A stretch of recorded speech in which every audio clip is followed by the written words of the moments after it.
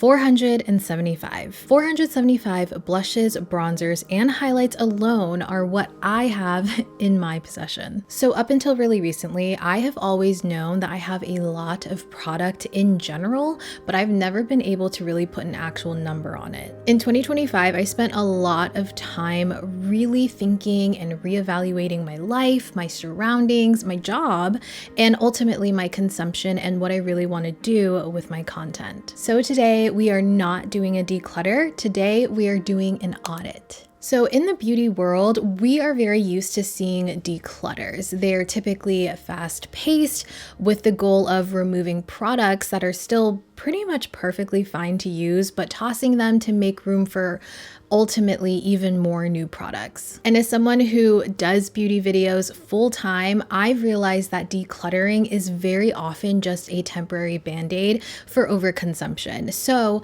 I'm hoping that this audit is a little bit different. Instead of asking myself, do I still like this product? I'm going to be asking myself three things. Does this product still provide unique value to my channel? Is it a duplicate of things I already own? And if yes, will it still serve as comparison and reference points? And lastly, and most importantly, what is the return of investment for the space that it takes up in my life and also in my brain? As I mentioned, right now, I am sitting on a collection of 475 blushes, bronzers, and highlights of all kinds. And to get a full understanding, I went through and listed out every single product, the quantity of each one, and how much they currently cost. And to be fully transparent with you guys, what I found was actually really surprising. I found that approximately 51.43% of this was sent to me as PR through work, while 48.57% consists of personal purchases that I have made through the years. I honestly thought it was going to be a bigger difference, but I honestly can't be surprised. And you guys, being a content creator means that my office is truly a stockpile of products at some points, or a lot of times. I kind of see it as office supplies or office equipment because without it, I couldn't do what I do. But that also doesn't mean that I want to promote a lifestyle of more is better. I actually really hope that my content has proven the opposite. So today I am taking you guys through my data and my thought process as I decide what stays, what gets responsibly donated, and what needs to retire. So just to reiterate, my goal here isn't just to clear out my drawers for even more product. I think of this as sort of a mindful inventory. Being able to see what I already have, what I can already talk about, and things that may be just as good as new releases. I think it's important to really understand all of that as thoroughly as possible. And at the very end of this very, very long video, I will be sharing the final audit report, including the total number of items removed and the things I learned along the way to ensure 2026 is met with intentionality. Okay, so a couple things to know. For things that I previously bought and got in PR later on, I did count those as personal purchases since I still spent the money on it at some point in time. And at the end of the day, it's not a declutter necessarily, because none of this in my mind is clutter. I really do think that all of these things serves or served a purpose at one point, but what's important to me now is to understand what it served and if it's continuing to do its job for me. I do feel like clutter adds a negative connotation that I've learned adds to the guilt and the shame to something I honestly really love and my job. And to make a real change, I should approach it with grace and with understanding of how I got where I'm at.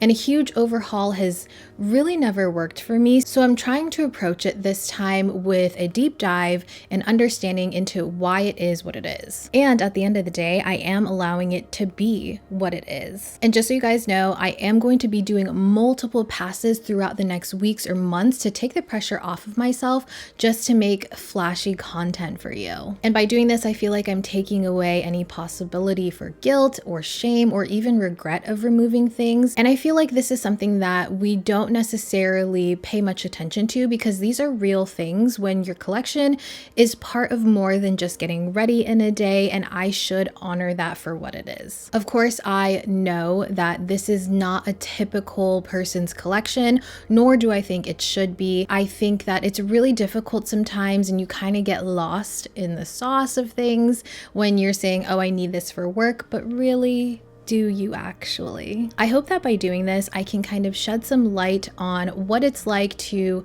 be someone that consumes for a living, but also feels the weight and the gravity of the consumption, especially these days.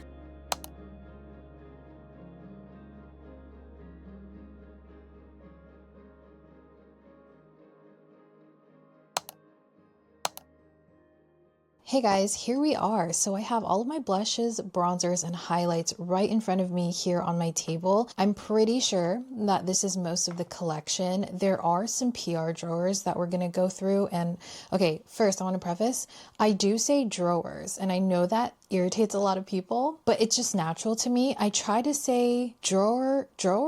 I don't know what it is. I can't even tell, so I'm like, why would I even pretend that I say it that way. Anyways, we have other areas, the PR specifically, that I will probably grab towards the end of organizing all of this. But essentially, this is what I have going on within my usual makeup collection. These are things that I tend to use. These are things that I am testing and the things that I reach for more often. So I want to make sure that we kind of get an idea of what is inventory, what is more personal use, what I am still kind of testing out. I think that will really help me in the long run to compartmentalize all the different areas of makeup within my life, because for a while I feel like it's just been kind of chaotic and things have sat here because I haven't prioritized, even though the last time I said I would. So there's a part of me that still wants to keep things within subcategories, but I also kind of want to separate things in order of colors, because sometimes I focus more on the brand rather than the color. I've kind of had it in this setup for about the last 2-ish years,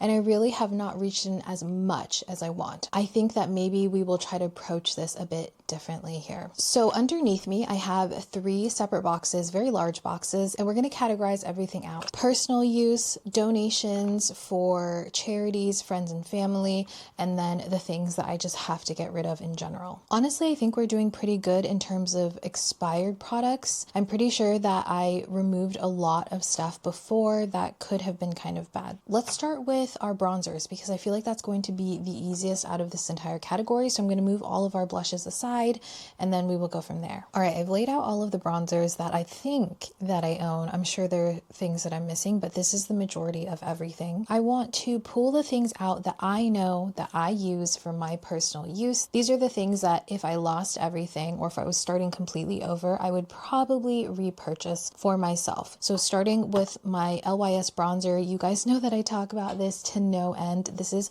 my favorite powder bronzer. I love the tone of it. I love how buttery smooth this is. I believe that this one still has talc in it, but you can see I'm making a pretty substantial dent in this. I did have this in my project pan. Actually, I still do have this in my project pan, so I'm committing to finishing this one up. So for sure going to be keeping this. Also, another product in my project pan is my Makeup by Mario Soft Sculpt Shaping Serum. This one, as you can see, I have the project pan lines going right there, so you guys can see how much I have used up of this. This is not going to be a very high impact type of bronzer. This is a very nice foundational bronzer for all your other bronzing products to go on top of. It gives you a little bit more dimension in the skin after kind of like erasing everything with foundation and concealer.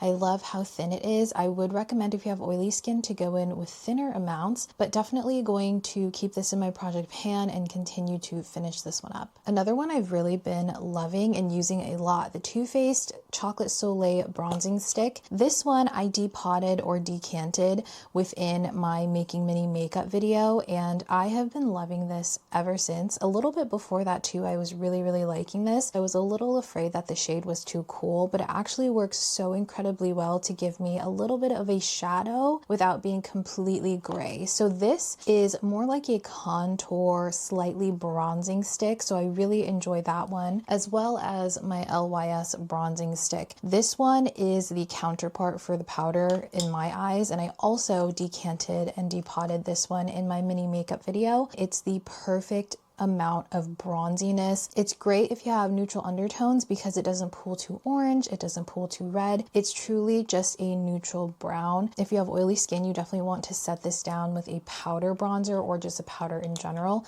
But these two, I reach for almost daily. I really enjoy these. Another powder bronzer that I've been really liking, Polite Society. This is the Palm Royale Cabana Club Blurring Bronzer. I am so perplexed by this texture. I don't know if it's a powder. I don't know if it's a cream. I cannot tell. It feels like a mixture of the two. It almost feels like a hard pan, but it's not. I don't really know how to explain it. You do have to go in with a little bit more of a dense brush to pick up the color, but once you get this on the skin, it looks so incredibly natural, very airbrushed. And as you can probably see there on my finger, it has a little bit of this like satin sheen to it. It really does add that extra dimension that not only bronzing color gives you, but the texture, like the dimensional satin look that this gives you is just unreal. I really enjoy this one. A couple of other things that I've been really enjoying. I don't reach for them as often as the other products that I've mentioned so far, but I have been getting a lot of use out of these two things, and these are the Natasha Denona liquid bronzer. It's the High Glam bronzer, and then the Haus Labs sculpting stick. When I first got this, I wasn't a huge fan, I'll be honest. I wasn't sure what to think of it, but I actually really enjoy the size of this. I know that seems like it wouldn't really matter, but it's really great to get into those small areas on your face where you really want to sculpt the face. I love using this as a nose contour, a jaw contour, as well as just like the regular areas that you would contour. And this shade on me actually is great for a bronzer contour mixture. And I feel like it's unlike anything else within this collection that we have here based on the color. You do have to use a lot of it, but I will say what I've learned from Project Pan is when you feel like you're using a lot of product, more often than not, it's going to last you longer than you ever anticipate it lasting you. And I always have to remind myself, my makeup is here for me to use, to enjoy. I think that has really been hitting the mark. So I'm keeping that one. And Natasha Denona's liquid bronzer. To be honest, this one is really good, but sometimes I'm hot and cold with it. This is one that I feel like is going to serve me personally, as well as still continue to be something that I use within videos, because this is going to be something that is considered a more high-end bronzer. I feel like I'll continue to find other liquid bronzers as we go on that may be able to be dupes of this one, or at least perform very similarly. And sometimes I really love this, and sometimes I'm just like okay with it. As you can see there, it can pull a little bit too warm if you have cooler undertones, but on me, I think that this one is just a really beautiful bronze color. Like it gives bronze goddess type of vibes. So I'm keeping that one as well. So those are all of the things that I for sure am going to be keeping. Now everything else, let's kind of look at this. I'm going to pick out things that I think that I can go ahead and remove. And unfortunately, my Phytosurgence Skin Spectral Sunlight Cream Bronzers, I had two shades. I had shade 4 and shade 5, and I was really excited for these because Phytosurgence is incredible when it comes to more nuanced colors. They came out with more rosy shades and more golden shades, as the names suggest. However, if you look at mine are quite cracked, and I was trying to scrape here. As you can see, I took my little metal spatula, I was scraping at it, and I was trying to use it to see if there's anything really salvageable here. I just kind of had a hard time with these. I think it may be user error. I did try it with a couple of different brushes, but I felt like it was very stiff in my brushes as well. I tried to apply them with my fingers, and I just could not get this one to work for me. It just wasn't enjoyable. They are drying out. I did see on their site that they mentioned that they had reformulated, so they stayed more creamy. So I suppose that was an issue with the first batch of launches. But when I went back and I looked at my order history, I did get these after they reformulated. So I think that this just isn't a formula for myself. I do not think that I need 2 of the Kaja Play Bentos. If you guys have watched me for any given time, you know that I really like these Play Bentos, and I have them here in this bronzer category because the bronzers in these trios are what I reach for the most. I think that they are beautiful, they're creamy, they're definitely more on the hydrated, dewy side of things. So if you tend to like something that is more matte, you won't like these in terms of creams. And I kept this shade because I felt like I could really get a dramatic look, but honestly, I reach for this one more often. So I'm going to keep this, which is Cloud Latte, and then I'm going to remove this, which is Cappuccino, Dolce Cappuccino. I do have this Huda blush filter, in Latte. I can't decide if I like using this as a bronzer or a blush. It's very much an in-between. It's very much a blonzer shade. So I think I'm going to keep this within our blush category, I think I'm going to keep this because I really do enjoy this product. All right, so there's nothing here that's really sticking out to me in terms of having to remove it because I feel like I still reach for a lot of these things. So let's look at the things that I would consider still worth keeping in terms of work. So anything that I feel like I would still show in videos, things that I feel like I will be comparing to other things I'm still in the process of testing. And one of those things would be this L'Oreal Lumi Bronze Stick. This is the brand new one that just came out. Number 120 Copper Bronzette. I featured this in a new drugstore video. I'm still testing this one out, so we're gonna keep this one. I just purchased this, not this past Sephora sale, but the one previous to it. I'm still kind of on the fence about how I feel about this one, if I'm being honest with you guys, because I do feel like sometimes it pulls a little bit too orangey yellow on me. I think that I have to find the perfect combination for this one, and because I spent some good money on this as a personal purchase, I am going to keep this one. The NYX Buttermelt Bronzer is probably one of my most favorite drugstore bronzers. I love featuring this one when I give some alternatives to some high-end bronzers. This one performs exactly like a high-end luxury bronzer, so I'm going to keep this one. I know I'm going to continue to be recommending this. Another one that I feel like is definitely worth mentioning is the Sephora bronzer, the matte one. They've done a couple of reformulations of this one, and I believe this is the most current one. I have Beach Bum Tan number 2. This is such a buttery, such a nice blendable bronzer. On the back of my hand, it doesn't come off at all, but on the face, it really builds up. It looks like a very airbrushed bronzer, and it's one of those that never looks too heavy. So we're going to keep this one in terms of recommending. This is also a newer one that I'm still kind of in the process of testing out, the Hung Van Gogh bronzer in the shade Hardworking. I featured this whenever Hung Van Gogh came to Sephora. I think this is such a beautiful, again, very buttery bronzer.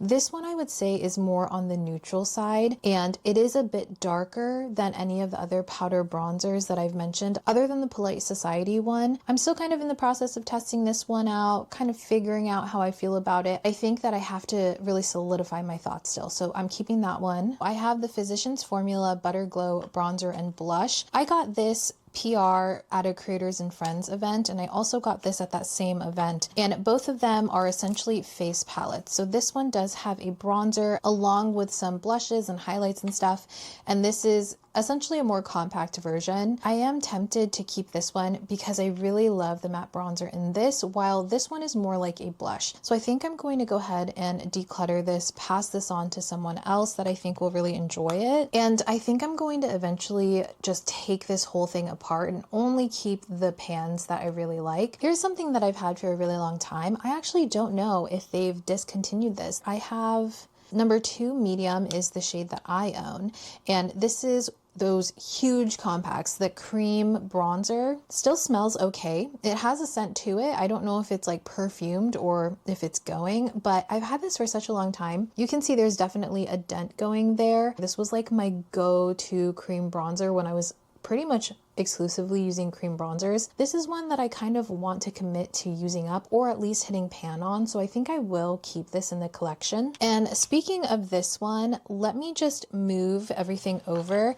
I want to show you guys kind of how these collections start to pile up. I know it's nonsensical for, you know, for an everyday person to have this many of the same thing, but the reason why a lot of these things, for me at least, start to build up is because I'm constantly on the lookout for dupes. I've zoomed you guys in so you can kind of see. So I'm constantly on the hunt for dupes. That's of course part of the makeup job that we're doing here. I found some that I feel like are very nice. So I do feel like the Physicians Formula Diamond Bronzer and the Milani Cheek Kiss are really good dupes for both of these products here.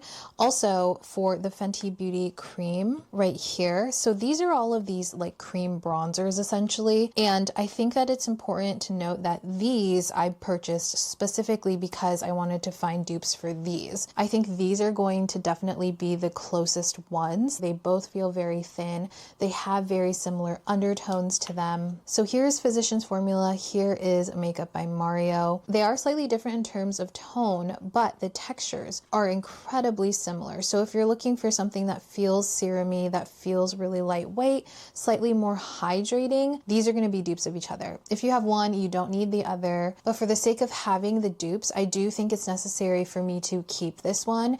If I wasn't doing this for a job, I would only keep one, and I'd probably keep this one if I'm being honest, because I'm closer to using this one up. But for work, I will keep this one. Another product that I think is a very good dupe is the Milani Cheek Kiss. This by itself, not even trying to compare it as a dupe, is incredible. It feels so nice on the skin. This is 120 Spilling Tea. It is going to be a little thicker than both the Makeup by Mario and the Physicians Formula one, but I do find that as you blend this into the skin, it kind of dries down better and it's a little bit more powdery. So if you're a little bit nervous about something slipping and sliding on the skin, for drugstore, this one is incredible. They do have a couple of different shades. This one's definitely the best one for me. The Fenty one is a really good starting point in terms of things that people have a lot of experience with. So for me, even though this one is not my favorite, I do think that it's important to keep so I can use this as a reference point when I'm looking for dupes, like at the drugstore or just in general.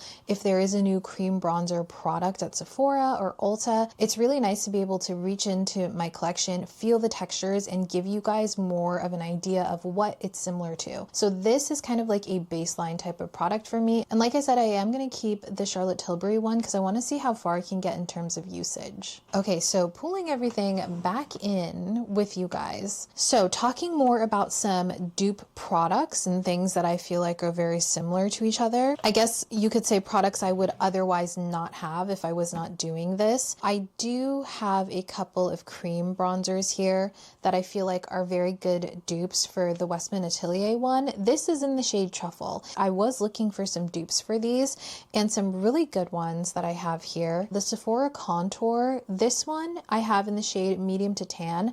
I do think I need a new shade because this one is just quite dark for me now. I used to love this one, but I've been more into more subtle bronzers recently. I do have the Persona Cosmetics bronzers here. I have the shade Sahara, which is a bit deeper. As you can see, I haven't even reached into it. And the reason why is because you can see here, it's new packaging. I have the older packaging somewhere floating around somewhere. So that's why I haven't opened this one. But because it is brand new, I'm going to go ahead and stick this in my donate and giveaway pile. None of these are going to be shade dupes, but I do think that the textures are very, very similar. Okay, so I swatched them here for you guys. This is the Westman Atelier Truffle. This is Nude Sticks Manila, Persona Cosmetics in Dune, and then Sephora Collection in the Contours. You don't need all of them, okay? None of them I think are going to be shade dupes, but I do think texturally wise, the Nude Sticks is going to be the closest to the Westman Atelier, but it's still very different. I think I'm going to go ahead and get rid of the Sephora Collection one, and I'm going to keep this. I do want to see how much I can use of this one, and because the Nude Sticks one is going to be the closest one to the Westman Atelier in terms of finish, I am going to keep this. And I have this Dibs one. Again, this is going to be dual-sided, so you can see there's a blush and a bronzer, but I mainly use the bronzer for this. This is shade number 3. This one, I think,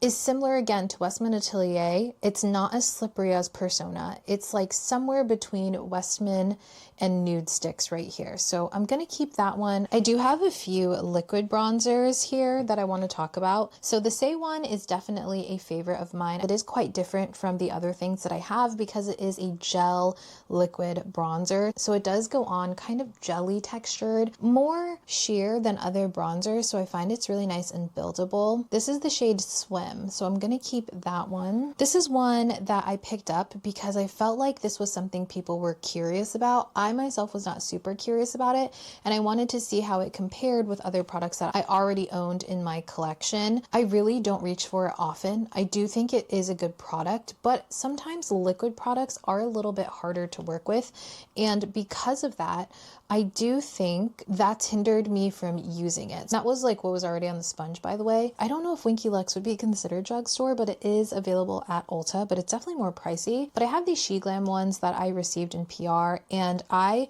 have been reaching for these more often. Since I knew I was going to be doing this declutter, I made it a point to like go in, test products again, see what I'm really vibing with, see what I'm not. And you can kind of see here just how nice those She Glam ones are. That first one is going to be Warm Honey, and this one is Tawny Amber, and the Shape Tape shade that I had was Warm bronze. Just to be fair, let me squeeze out a little bit of the liquid instead of just using that dry sponge there. So that's what the Shape Tape is looking like. It's reminding me a lot of that Sephora collection contour stick in terms of depth. And I'll be honest, you guys, I have really been liking the She Glam way more than I have the Tarte. So I'm going to get rid of that Tarte right there. And I'm going to keep both of the She Glams strictly because one acts like a bronzer, one acts like a contour for me. And I think these are really nice to have when I compare them to other high-end or other liquid bronzers in general. And I do have this Winky Lux in the shade Ibiza or Ibiza, very similar to those She Glam ones. And it's going to be right in the middle in terms of shade, but I do find that it is a little bit less opaque than those two. I feel like this is a brand that not a lot of people talk about, and while I really like the shade, I do think that it doesn't warrant me keeping because I'm not reaching for it on my own accord and I'm not really finding reasons to talk about it online or like in my content. So I'm gonna go ahead and declutter this. I do have a handful of creams. So this one is a newer one from Makeup Forever. I think that I'm still testing this out, trying to figure out how I feel. These are just the multi crayons. This one is in the shade Wherever Walnut, and I do have it here again because I feel like this is a little bit like a bronzer, more on the blush side, but once I blend this out onto my cheeks, it does take on more of a bronzer look. So I'm keeping this one because I'm still seeing how I feel about it. The way that it dries down, it's a little bit more powdery, so it's nice if you have oily skin and you don't want a cream bronzer that's too oily and greasy, but I just can't figure out just yet how I feel about it. I have this e.l.f. putty bronzer and I've had it for a really long time, and honestly, because I haven't purchased anything from e.l.f. really for the majority of this year, and this one is very old, I kind of want to get rid of that one.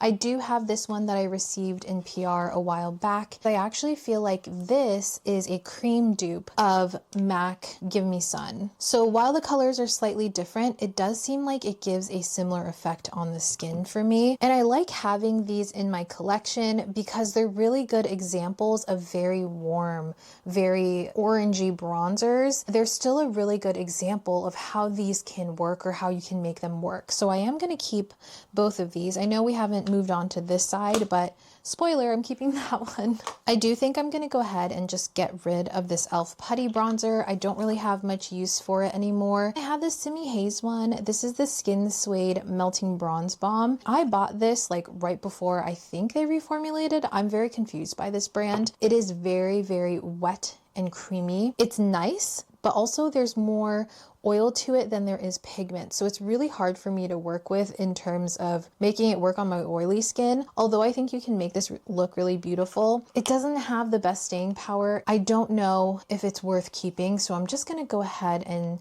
donate this one. It's not old, and I think someone else can get a lot of use out of this. And lastly, of our cream bronzers, I do have this Salt one. I have a lot of Salt Cream Tint Pros, Lip and Cheek Pros, I think is what they're called. I've recently been playing with these a lot lately because I found a new way to use it. Essentially, you just like scrape off some of the product off the top versus going straight in with your brush.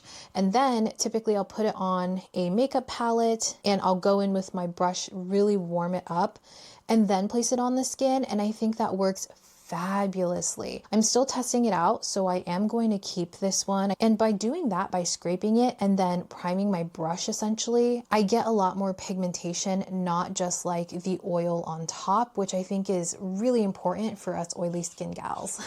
These are going to be palette bronzers, like face palettes, where I mainly use the bronzers, and then these are just bronzers. Firstly, we have the Juvia's Place Bronzed Duo, and while I think that this is a good duo, I just don't naturally reach for this one more than any of my powder bronzers that I already kept, so I'm gonna move this one along. The Smashbox Halo palette in Back to Cali, I do again really like this palette. I think it's done so well. I love the colors because they're not too punchy. The blushes are really subtle. The highlight is actually a really beautiful sheen.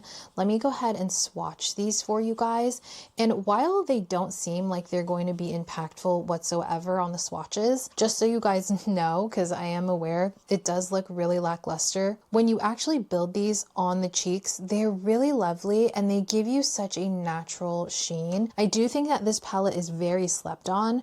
They sent a couple when they sent this one, but I think I'm gonna go ahead and move this along because I really only reach for this one for the bronzer.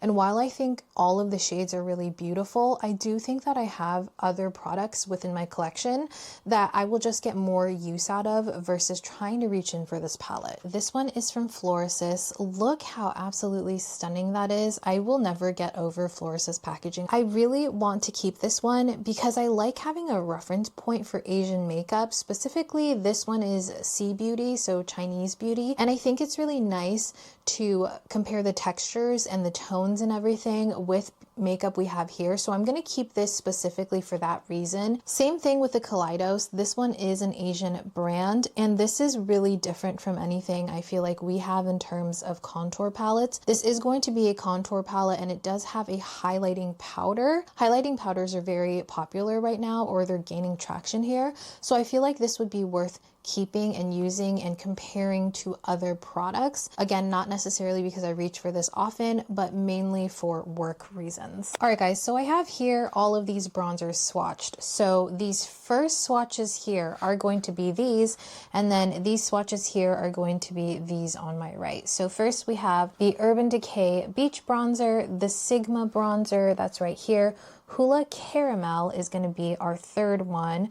RMS Beauty Bikini Beach, and then we have a mini NARS Laguna right there, along with a Natasha Denona Bronze and Glow Duo. The Hourglass, which one is this? This is Radiant Bronze Light. That's going to be this one right here. Laura Mercier, the new Sculpt and Glow palette that they recently came out with the last few months. And then lastly, we do have both the cream and the powder of the Patrick Ta swatched right here in the shade She's Bronzed. So I wanted to show you guys all of these together. These all except for the Patrick Ta one are going to be ones that I would mainly keep in terms of personal use, because none of these I really find myself talking about or finding that people are asking about often. So this one I think is going to be one, this is a maybe, honestly. I'm not crazy about this formula, but I do feel like some people ask me for recommendations because they do like this bronzer. So this is going to go with our yes, but it's still a maybe in my head. I do want to say that swatching it out like this really gives me an idea of what these all look like. Now, they may be kind of influencing each other being side by side. Some of them may look a little bit warmer or cooler because they're side by side, for instance, the Sigma and the Benefit ones. And there's a couple here that I know that I want to get rid of now that I've swatched them out. Firstly, I think I'm going to go ahead and get rid of the Sigma bronzer right here because I do find that rosier bronzers on my skin tone, although I am a neutral undertone, if I use a rosy powder bronzer, it ends up looking really muddy on me. So I'm going to go ahead and get rid of that one, as well as the Natasha Denona one. I do think on the skin, it will kind of lean a little bit more cool. So I'm going to get rid of those two along with the Hourglass one. This one is quite warm and you can see there's a lot of radiance and like shimmer, along with the fact that I do have some Hourglass palettes that have better bronzers in my opinion.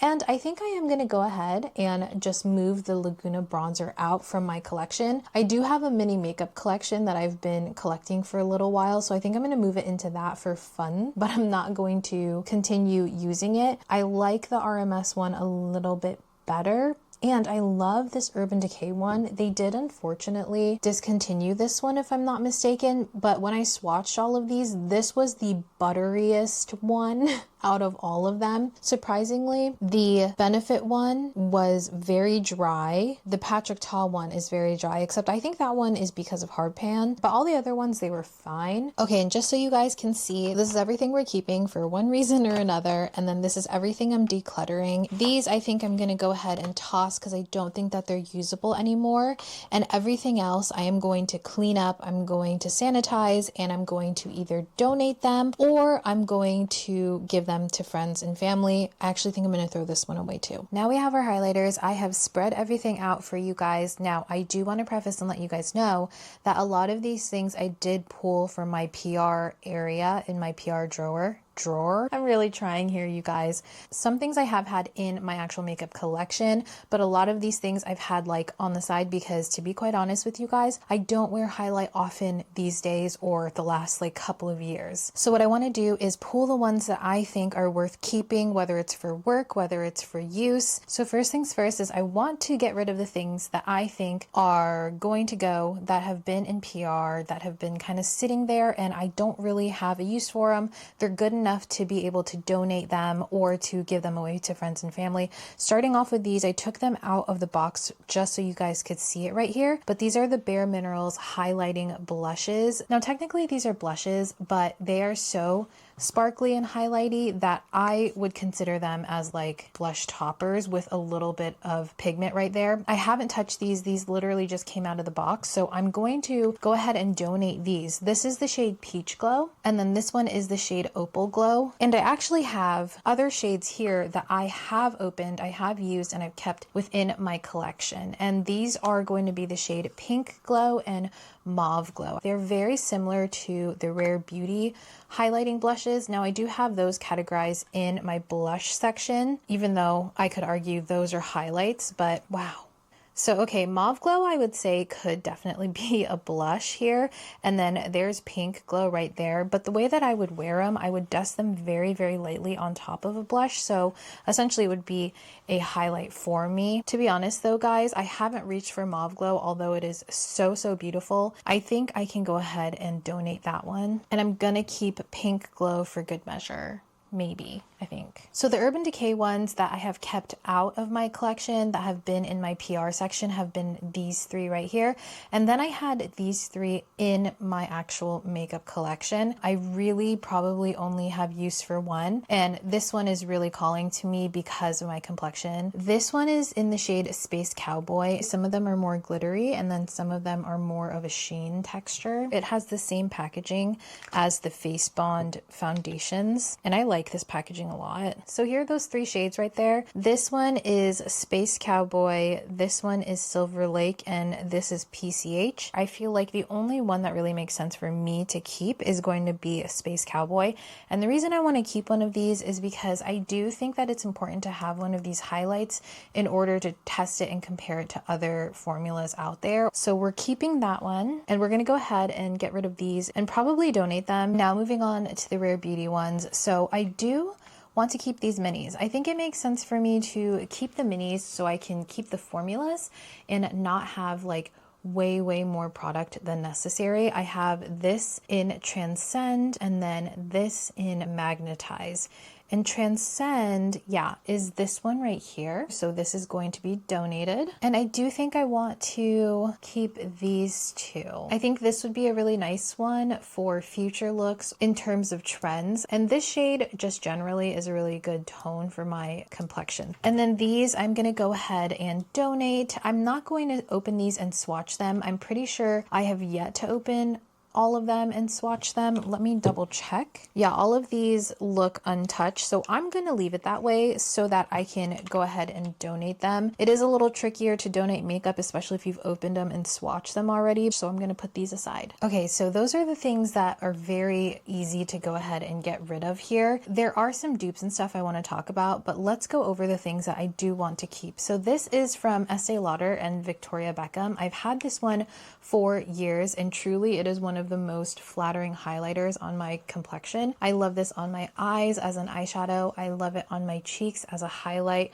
I've done this all over the body. It's so beautiful and I wish they would come back out with this. Do you guys know if Estee Lauder or Victoria Beckham Beauty have come out with a similar product to this? You see that sheen? It is gorgeous, and this is for sure going to stay in my collection because I just love it that much. Another one that I really love keeping in my collection is the Estee Lauder Bronze Goddess Illuminating Powder. This one is just a classic at this point, you guys. I love this one, except I think I may leave this in my makeup capsule, like my keepsake. I started it last Declutter last year where I kept products that just are a little more sentimental. They just remind me of my makeup journey, and this one I think is perfect for that area versus being within my actual makeup collection. So we're gonna go ahead and stick that one in there. Next, we have a couple of newer products and things that I still intend on like playing with and I've been testing out a lot. Both of these are from indie brands. Again, Phytosurgeon's here. This is the Spectral Shine in Dew of Dawn. I think this is so beautiful. This is like a perfect lit from within type of highlight. Now mine, again, my pan is a bit harder, but I do think that this one with continued use, I'll be able to kind of revive it. It almost just looks like healthy skin. Let me see if I can get like a bigger chunk out of this for you guys, just so you can see it. There you go. The top of mine is a little bit hard at this point, but I do think it's still usable, and I do really like this formula. I think it's really nice, especially if you have more oily skin, because it feels like it actually dries down, especially for a cream highlight. And then I have this Mob Beauty Highlight Balm. This is M98. This one is going to definitely be a little bit more creamy and more Vaseline-like. Definitely more of that dewy wet finish, because it is essentially dewier and more wet than the Phytosurgeon's one. But this one again gives you just a natural skin-like sheen. I like to put this on top of my finishing powder just to add back in that shine and that sheen. I purchased this a couple Sephora sales ago. This is the Danessa Myricks Dew Wet Balm in the shade Hot Water. This was a recommendation from, oops, oh, I stuck my finger in that. This one I bought because Makeup by Nikki LaRose always talks about this and how much she loves it. It's definitely, again, going to be more of that like Vaseline texture. You can kind of see right there that stringiness. You definitely only need to use a tiny amount of this to get that really glossy like finish on the skin. As you can see there, it is this balm texture and it looks absolutely gorgeous in person. On camera, you can use the tiniest amount. I will say it's not going to be like a long lasting product, obviously, because it is this balm. But if you just tap on the lightest touch on top of your finishing powder, it brings back that dewiness, and it has a slight amount of color, but really not much. It's really just enough to just bring a little bit of life. So I'm keeping that. I feel like my personal collection of highlighters, I really decreased the amount of it last time. So we're not going to see a ton of declutter here, if I'm being honest with you guys. We do have a couple of stick highlights, and I will be keeping the Westman Atelier ones because I think that these are really good examples of some high-end highlighting sticks. These, I feel like people are always looking for dupes for them. So I think it's worth keeping in terms of duping them. I will swatch these for you guys. This one is similar to that Danessa Myricks one, except it's in a stick form, and it's a little bit more peachy than it is more bronze. So first we have Brulee, and then we have the shade Nectar right there. I hope you guys can see that. It's kind of difficult to see right here. And I'm going to go ahead and swatch these sticks for you guys. So this one got a lot of hype because people were saying it's very similar to the Hourglass Glassy Bombs. I don't own any of those, but I will say that this is very, very dewy, very glassy, very similar to that Danessa Myricks one, and I would say very similar to Nectar right here. So I will be keeping this because this is a great drugstore highlight that I think a lot of people enjoy, so it's a really good baseline if we're comparing it to other highlights. And then we have this Versed Illuminating Stick in the shade Polished. I felt like it was very similar to the Westman Atelier one, and I felt like it was a good Brulee dupe right there. As you guys can see, not as much pigment, definitely more shine, and a lot of people really enjoy this one. I myself have kept it for review and work purposes and comparing it to things. And then we have Dibs right here. This is the Good Life Gold, huge stick. I've used this on my body and I don't think that I've actually used it on my face. So I think I'm gonna go ahead and declutter this one, give this one a new second life somewhere else. And I'm going to keep these because I do think that these are really good for comparison's sake. I have these two liquid highlights right here. One is from Iconic London and the other is from Typology. And for me, they are very, very different. This one is just the original one. And honestly, I've had this one for quite some time. I actually am pretty sure this one is past its prime. Okay, move the light because I felt like it was too dark. Hopefully this is better. But anyways, this still smells okay. And I have kept this for years because I really do feel like this is very different from any highlight I own. It is very punchy and impactful. You can get a really intense look from it, but it is super thin because it is a liquid and it actually feels like it dries down, so you don't have to worry about anything super greasy. But since it's a liquid, it's not going to have that same powder intensity that a more intense powder is going to have. So for instance, I feel like this Sephora powder is very similar. This one is in Sparkling Honey.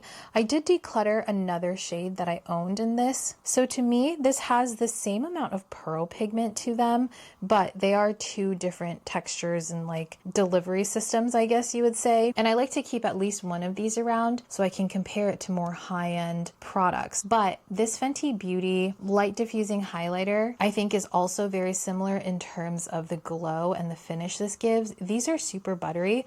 Are these getting discontinued, you guys? I feel like I want to keep this if it's getting discontinued in order to be able to find a similar product or a dupe of this one for you guys in case anyone is interested, because I did see that stock seemed to be really low online. All three of these products give you kind of that wet sheen look without actually being wet like any of those balm type of highlighters that we just talked about. I feel like when people are looking at highlights these days, they really enjoy these types of highlights. So I do think it's important for me to keep these within my collection so that I can compare them and swatch them and, you know, look at them compared to other products. Now I do have these other three powder highlights, and these are going to be Asian brands again. So this is from Florisis. You guys are going to die when you see how beautiful this highlight is. Look how absolutely stunning this highlight is. Now I will say this kind of falls into that highlighting blush category, just like the Bare Minerals one does. And while I'm very tempted to keep this because I do think this would be a beautiful blush topper, I do also see a lot of gold sheen and like shift in here. And one of my least favorite finishes on my complexion is a pink with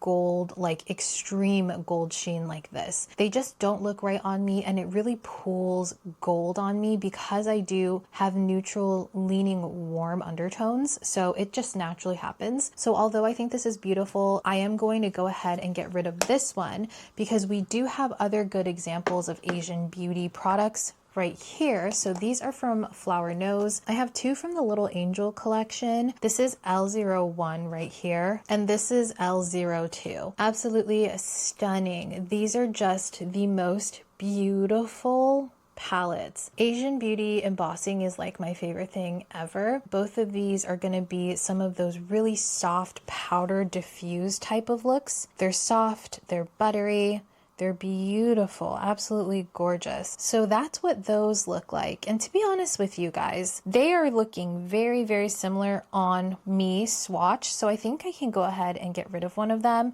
And naturally, I think I'm going to get rid of O1 just because I feel like O2 can either look really punchy or more subtle on my skin. Oh, by the way, I am keeping all three of these as well. And then a personal keep for me, not really for work. This is from Typology. Like I said, these are the glow drops. I'm not sure if there are multiple colors of this one, but I got this as PR at a Creators and Friends event. I think that this is one of the best highlighting drops that I have used. It's kind of this thicker texture here, but when you blend it out, it's extremely thin and the pigment really spreads evenly, so you never get like a glob of highlight anywhere. It is incredibly subtle and it just gives you a really nice like lit from within look. I'll show you guys a little bit of the shifting, and it has pretty much dried down here on the back of my hand, so that is a little bit of that pearl finish that you guys are seeing right there. Here is one that I am not keeping for personal use, but because I feel like this is a really talked about, more viral product, or infamous product I should say. I think I am going to keep it because they have reformulated this. I believe that this is the reformulated version, unless this is the old version, but I have the box for the reformulated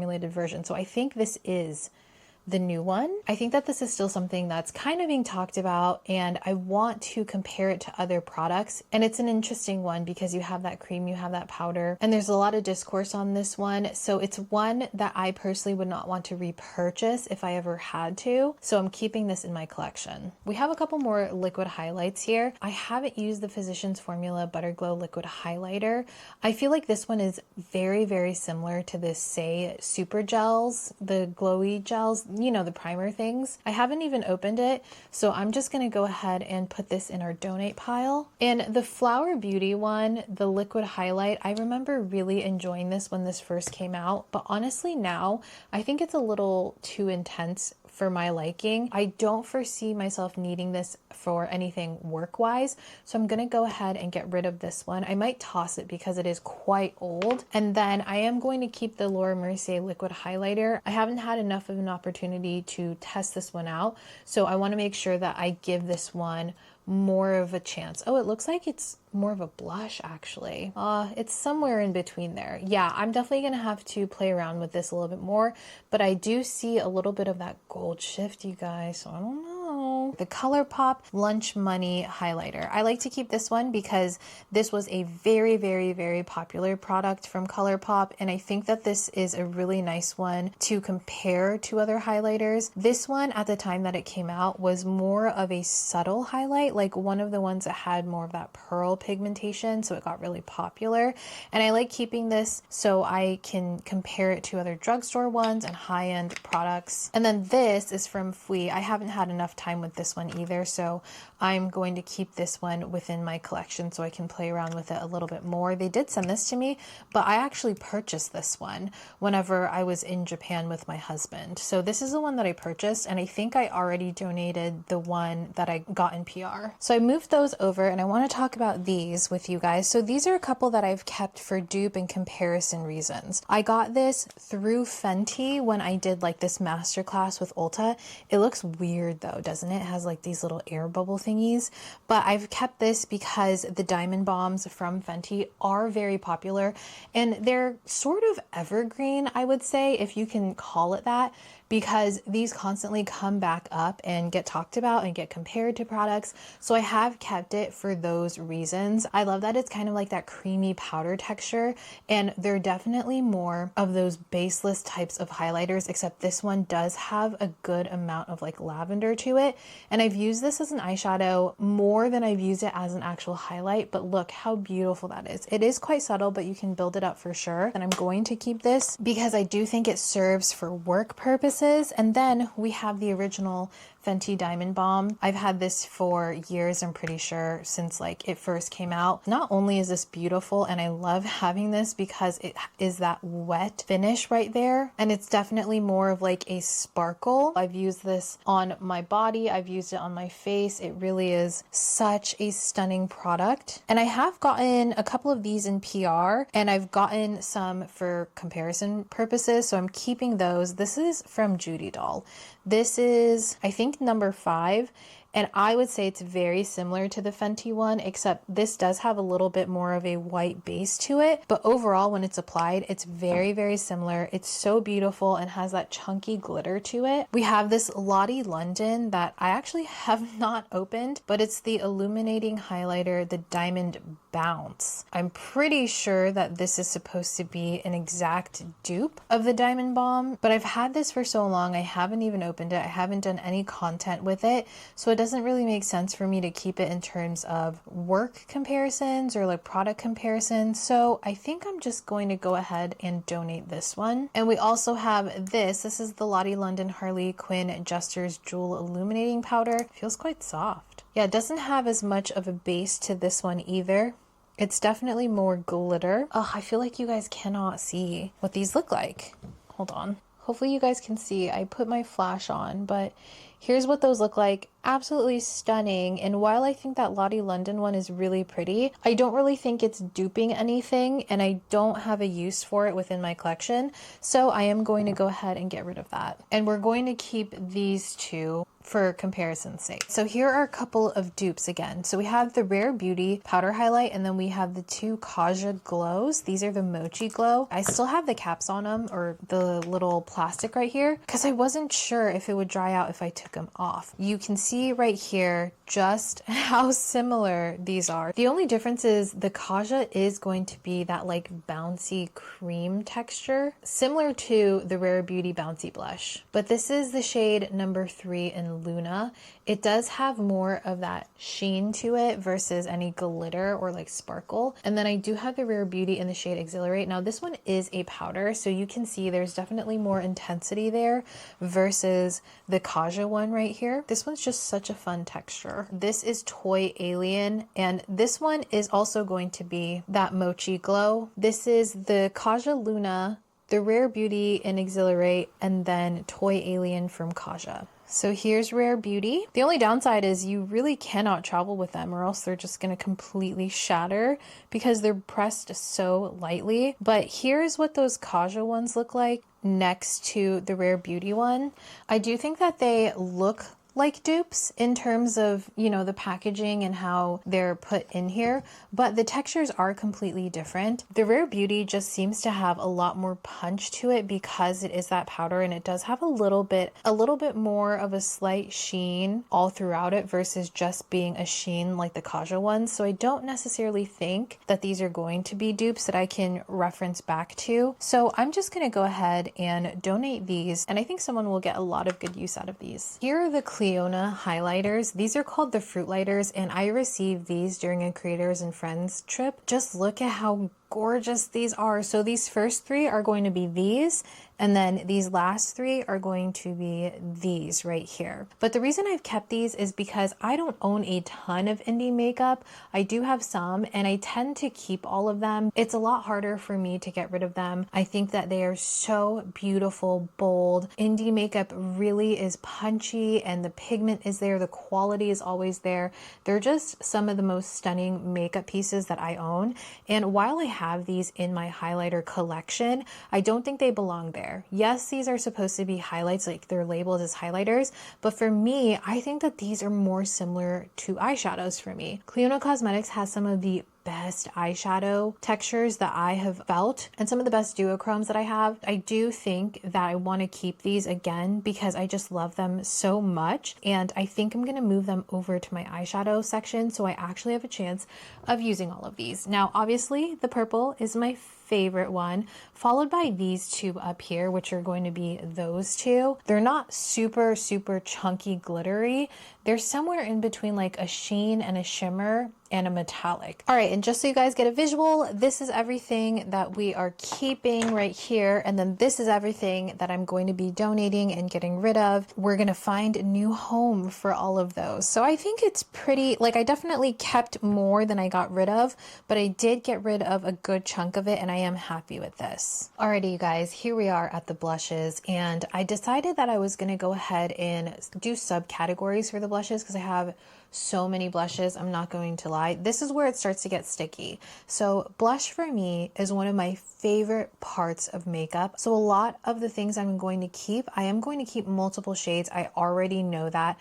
I know it's excessive. I know that it's not necessary. I'm just trying to be real with myself. And again, like I mentioned, this is only going to be my first pass. I do hope to do another pass in like a month or 2 after I've really played around with more products to really narrow it down and make sure that I'm either giving these products enough of a chance at life with me or I'm giving them a chance elsewhere. You know what I'm saying? Right now, we're going to focus on all of my cream potted blushes. So I did get this Adept Cosmetics magnetic palette. I got it a long time ago because my plan was to depot a bunch of eyeshadows, a bunch of blushes and stuff like that. You can see here I have some Dose of Colors eyeshadows. I also have these Dose of Colors eyeshadows, and then I have an M Cosmetics eyeshadow right there. These are from Salt New York. These are their Lip and Cheek Cream Tint Pros, and I have a lot. So as you can see, it's a mixture of different blush shades. It's a mixture of like highlights right here. And then I also have some color correctors. I have a white and I have a green. These I received in PR because I have met the founder at a Creators and Friends event, and she was so wonderful. And the Salt New York team is incredibly generous. Some of these I have not touched yet, and there are some that I've really dug in there. When I first got these, I was very unsure because it is that creamy texture and they're a little bit more more on the hydrating side of things and a little less pigment, because Salt New York is all about enhancing your natural texture, your natural skin, your natural colors and stuff like that. And for me, I felt like I needed a little bit more coverage. However, I've been playing with these a lot more, and I've learned, like I mentioned before,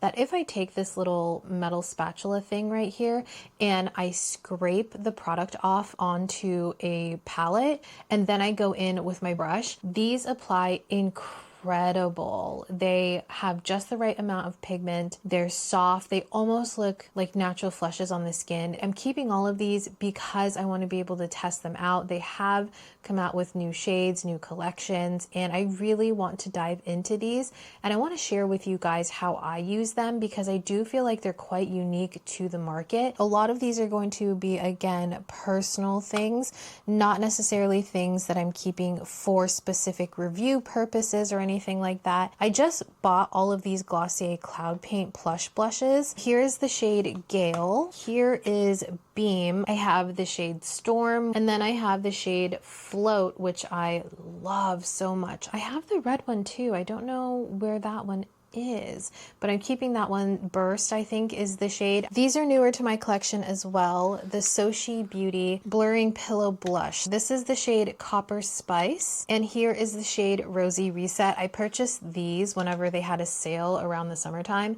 and I think that these are fabulous. I'm really enjoying this texture these days. These more pillowy, moussey type texture blushes have been incredible, because I have been liking something slightly more matte to start with, but not anything that looks too powdery. And these are the epitome of cream blushes that dry down and give you a natural satin texture. I love these so much. I also want to talk about these Grateful and Hope from Rare Beauty Matte Bouncy Blushes. These were the first two that I picked up, and to be quite honest with you guys, I was not a huge fan of these shades, but I did pick up the shade Worth, and that one is one that I reach for very often. Again, I love the texture of these. I love how creamy they are. I like how they apply, and I think they have really good longevity, and I do think that these are worth keeping in my collection. But since I have three, these two and then the shade Worth, I don't think that I'm going to need all three. So I am going to go ahead and pass this one along in the shade Grateful. This is a newer one in my collection. This is in collaboration with Mob Beauty and Monica Ravi Conway. This is the shade Crimson Crush, and it's going to be a cream blush. I think this is my only cream blush from Mob Beauty, so I do want to keep this. I think it's so beautiful, and it comes off on the cheeks so naturally. I think it's really pretty, and it's not greasy at all. It really does dry down nicely. I got these as well when I was in Japan, so while these have a little bit of a sentimental value to me, I also want to keep... Oh, I just broke it. Did I break it? No, it's fine. So anyways, while these have a sentimental value to me, I also think it's worth keeping so I can compare the textures and the finishes and everything like that to what we have here. I love to keep Asian beauty around because I like to mix and match and compare them. My Phytosurgence blushes. Now they actually discontinued the shade Kindle right here. I really love the Phytosurgence blushes because I feel like the colors that they have are so incredibly nuanced. They're very different from anything that I have experienced in terms of color, and I think that they're so fun, and a little bit of this goes an incredibly long way. I did have these for a very long time and I wasn't quite sure how to use them, but again, I did take like my metal spatula, I took some off of the top, and then I would like prime my brush on a palette, and I've found that that has given me the perfect ratio of color and creaminess, and these have been wonderful. So I'm keeping all of these. I like to compare these to other brands that are not indie brands so I can give you guys a little bit more variety. I am going to keep these Merit trios. This is the mini Flush Bomb trio, and I want to keep the minis because I do feel like this is more realistic for me to use up, and it's still a great way for me to have references to their Flush Bombs without having the full sizes, even though I have some full sizes here, as you guys can see. But these are the ones that last time I really narrowed down, and I think that I can actually go ahead and declutter Beverly Hills. This one is beautiful and muted, but sometimes a little too muted to where I have to use more product than I would like, and then it it gets more hydrated than I want it to be. I really like this shade Persimmon. I'm of course keeping Fox. That is my most used shade of the bunch. It wasn't my project pan previously, but I noticed having it in my project pan almost made me not want to use it for some reason. And then this is the shade Terracotta. And this one is kind of an anomaly to me because I've had it for a long time, or I could have sworn I've had it for a long time, but I think it's like a new shade. I don't really know what it is, but I've kept it because I think that this is a beautiful layering color for other blushes. Let's talk about a couple things that I'm looking at here and I feel like I can go ahead and declutter. I'm gonna start with my LYS cream bronzer, in the shade Empower, but I genuinely have not reached in to use it pretty much the entire year. Oh, but that's so pretty. Uh-oh.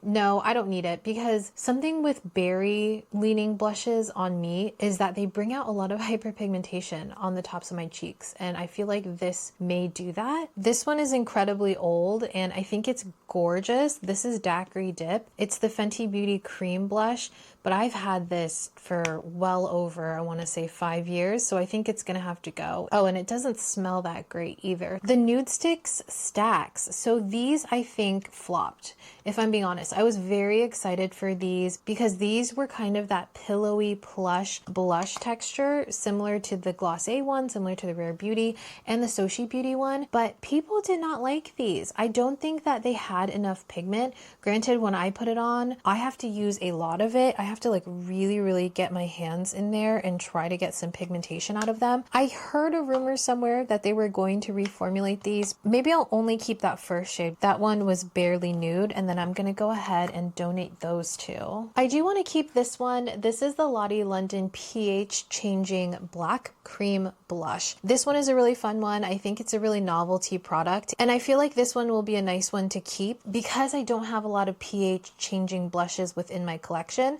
and this is a good reference type of product and comparison for other things. And I have used this one quite a bit, and I really like the shift that this has on the cheeks because it's more berry leaning versus pink. My Danessa Myricks Yummy Skin Blurring Blushes. This is my favorite one, Spiced Latte. I have used this and I did decant and depot this one in my Making Mini Makeup video. So I'm definitely keeping that color right there. And then my second favorite color is going to be Jubilee. This one is a beautiful, brighter coral shade. I want to keep Dancing Queen. While it's beautiful, I don't think it's really something that I would wear often. And because I already have two of the same formula, I think I just have to go ahead and get rid of it. We are going to keep Rosé and Brunch because I think that this is a beautiful, brighter rose shade that is quite versatile. And these are great if you have oily skin. Now these are still sealed because I pulled them out of my PR section again. We have Coral Crush, Merlot Moment, Blushing Berry, Nude Kiss. Now I had Nude Kiss before. Mine was really old and I'm pretty sure that I got rid of that one. I would like to keep this so I have a reference because everyone really enjoys these. I really enjoyed these. I will go ahead and get rid of Blushing Berry because I think that's going to be a bit bright for myself. I think Merlot Moment I would like to keep, and then I'm going to declutter Coral Crush. And I want to say that I've kept these because I feel like they're very similar to the Makeup by Mario Soft Pop Plumping Blush Veils. This is Rose Crush and this is Just Peachy. I don't really reach for these often, you guys. They are very similar to the Soft Sculpt bronzing one that they have like this. And I don't think I'm going to need both, but I would like to keep one for reference. So I'm going to keep this one in Rose Crush and I'm going to declutter Just Peachy. And by the way, if you have these Milani Cheek Kisses, you don't need the Makeup by Mario one and vice versa. They are quite similar in texture. I'm going to keep this Jones Road Miracle Balm. This is in the shade Miami Beach, and I feel like these are very interesting. They're kind of that putty, but they're a bit thicker. And this is another one where if you go in with your brush, you are going to pick up more of that texture and that, I guess, greasiness before you pick up any pigment. So I like to go in with my little spatula, scrape some of it out, and then I'll prime my brush on a palette. And if you do that, you get a lot more color than you think you would, or a lot more color than you would if you go straight into that pot. You can see right there, it's a good amount of color, but also a good amount of hydration and almost like this Vaseline-like texture, not as thick as Vaseline, but it is reminiscent to that. Definitely more geared towards those that have drier skin. I do think that this is a beautiful no makeup product, and I am going to keep it, like I said, so I have at least one of these in my collection so I can reference back to it. I have a lot of these IT Cosmetics sun blushes. You guys know that I was full on obsessed with these. I think they got rid of a couple of these colors actually. They like redid the line and I think they call it something else now. They're not sun blushes. I've got all of the shades in PR, but before I got the shades in PR, I think that I had purchased 3 of them and then I only kept 2 from PR to complete my collection. So I am going to keep these. However, I think that eventually I would like to find a sustainable way to depot these because I hate how chunky these jars are, but I really truly love the finish and the texture of these. They almost feel like water on the skin. They're so serumy and thin, but they pack so much pigmentation in them. It's insane. We do have one of the About Face Cheek Freaks. I have this one in the shade Raunchy. Mine is a little bit dry. This is quite orange though, I will say. More orange than I remember it being. I don't know if I still like that color, to be honest. I love the texture though. I'm like feeling it and it's going on creamy and it's drying down powdery. Oh, I forgot how beautiful this texture is. I think I'm going to take this out of my collection though, because I already know I'm probably not going to reach for this color and I would rather it get used somewhere else because I don't know how much longer this is going to stay creamy. Some Bosma blushes that I have here, I got these in PR. They're going to be some cream blushes that are a little bit more suited towards oily skin because they do dry down. So here's Cherry Red and here's Burnt Orange. They are beautiful. I don't think I need both. I feel like Cherry Red is giving more like watermelon pop. So I'm going to pass that one along. We do have the Say Peach Glow. I have Bronze Glow. I don't know where it is, but I am going to keep this. I really like this texture. I feel like it's very slept on, but this one kind of had a resurgence this past year. So I feel like it's going to be worth keeping because I do want to talk more about this and this texture and kind of just the overall resurgence of this in general. And it gives you such a nice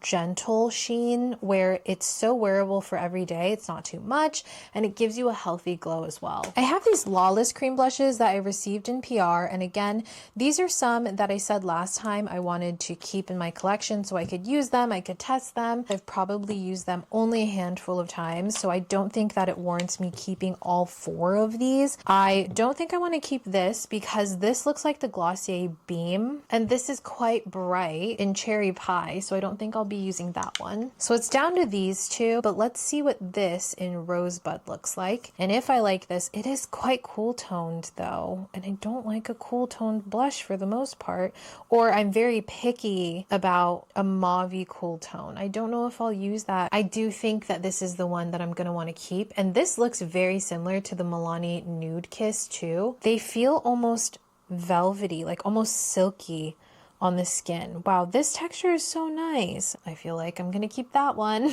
Yeah, I think I'm keeping that one. I do have these Rose Ink blushes and I bought these whenever they were on super sale at Sephora, and I truly really liked the texture of these when I was really into cream blushes. Now I have a feeling that they may be a little bit too thick and creamy for what I've been enjoying recently, but I do want to keep one for reference. And I'm looking at this, I'm like, wow, these are gorgeous. Every single shade is stunning. It could be because they're older, or it could be just like the texture of them. I do remember them being a thicker cream in general though. I think it's a mixture of the 2, but definitely don't need to keep all of these for sure. Gonna keep this one in Daylily, the very first one up there. I think I'm going to keep this one in Foxglove.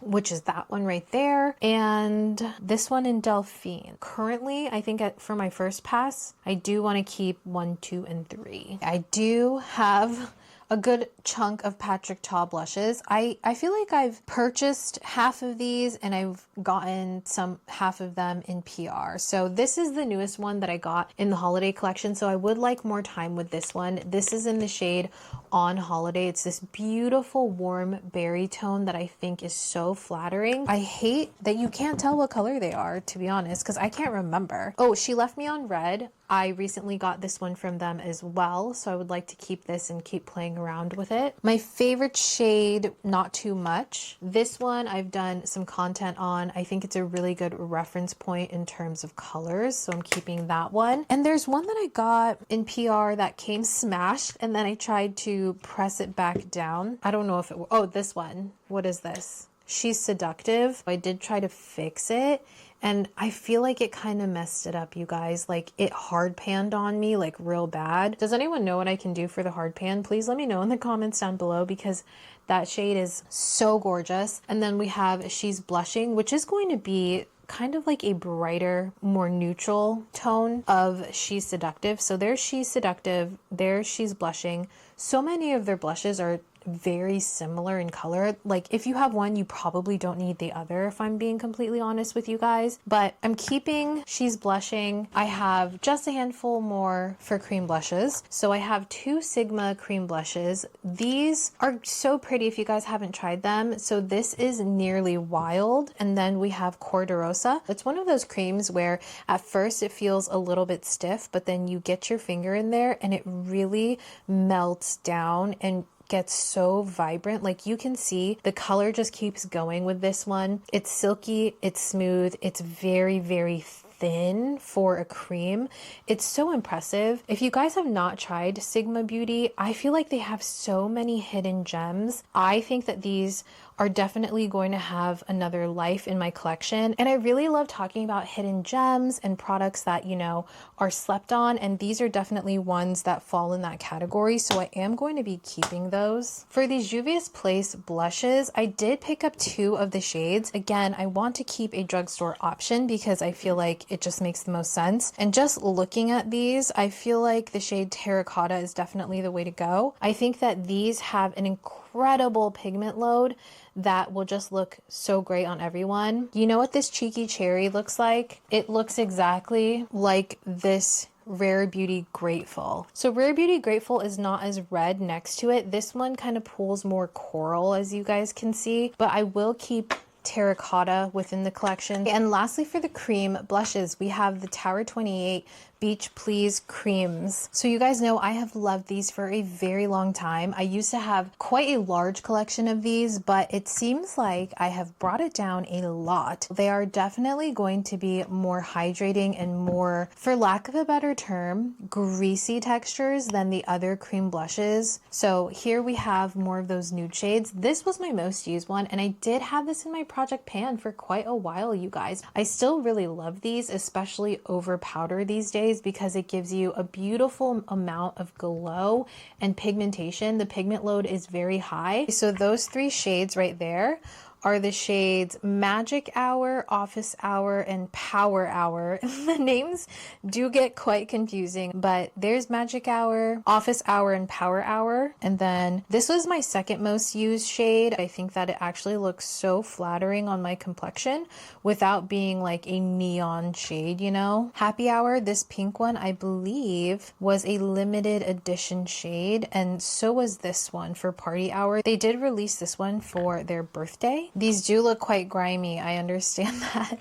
Rush Hour, Happy Hour, and Party Hour. I am going to keep this one in Magic Hour because that is my most used. I'm also going to go ahead and keep Office Hour, which is this middle one, and I'm going to move this one to our donation pile. This is Power Hour. A big piece of me wants to keep these because these are limited. I'm wondering if they're going to re-release them and then I can make content for them. So I may keep these. We'll see if they stay in the collection. I like the shade, and I know historically I've liked the shade, but I haven't, again, reached for something like this in a really long time. I think that I might go ahead and declutter this one. And just to show you guys, this is everything that we're keeping, and this is everything that we're moving out of the collection that we are donating, and some of them we are tossing. Now we're moving on to our stick cream blushes. So let's go ahead and pick some things out right now, just looking at it.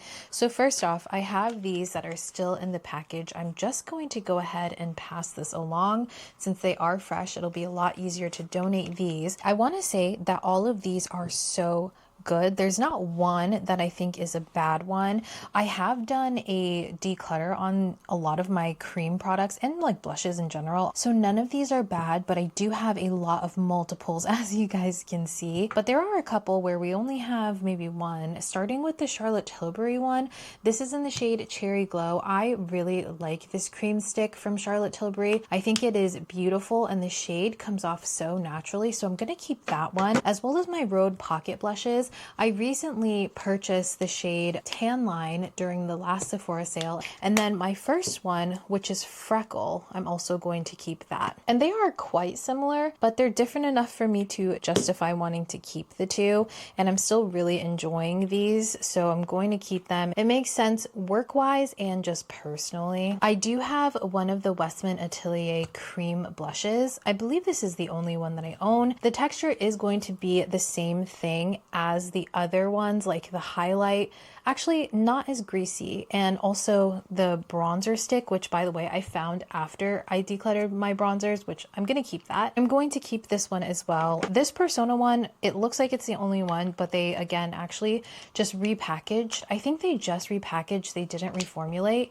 But look, this has been opening, so I don't know if it's going to be worth it to keep, but I do want to keep it because this shade and Jam is so beautiful. I think that it's such a beautiful berry tone. I also have Kiss right here and the shade Guava. This one stays in my everyday makeup section because I do reach for this one quite often. I think it's a beautiful warm tone. Oh, we have two guavas. Does that look different? Do those look different to you guys? That looks so different to me. This one looks more warm while this one looks a little bit more subtle. That is the newer packaging, this one right here. So maybe they did change the shade, do you guys think? I'm gonna keep the newer one. I like how subtle that one is.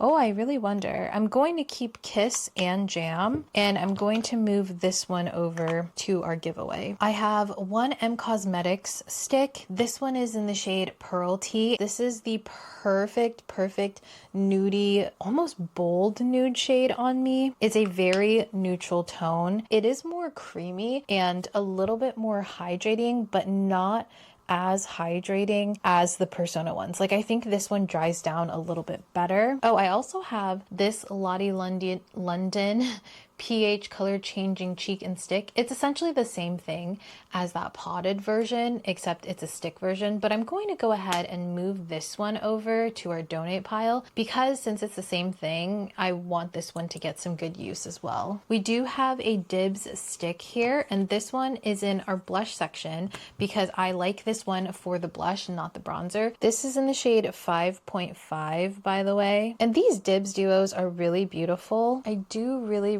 like this one as well, so I'm going to keep that. I have one Jones Road stick. I got this one in PR as well. This is in the shade Rosy Brown. It's slightly more, I would say a little bit berry toned. I haven't had enough time to really play around with this one, so I'm going to keep this one. I did get one of these Ulta Beauty Too Cheeky cream sticks because I wanted to see if it compared to like the Rhode blushes, other things like that. This one I think I would keep for comparison's sake, but there's something about it that just, it's kind of missing, you know? I don't think that this lasts as long. It's slightly more sheer, which I think could definitely be workable for some people, but it doesn't last super long because it stays kind of greasy, and as you can see, it's a little bit patchy. You know what? I think I am just gonna go ahead and get rid of it because as I'm swatching it again, I'm being reminded that it's actually not my favorite, and the shade is not the best for me either. We have a couple of the Make Beauty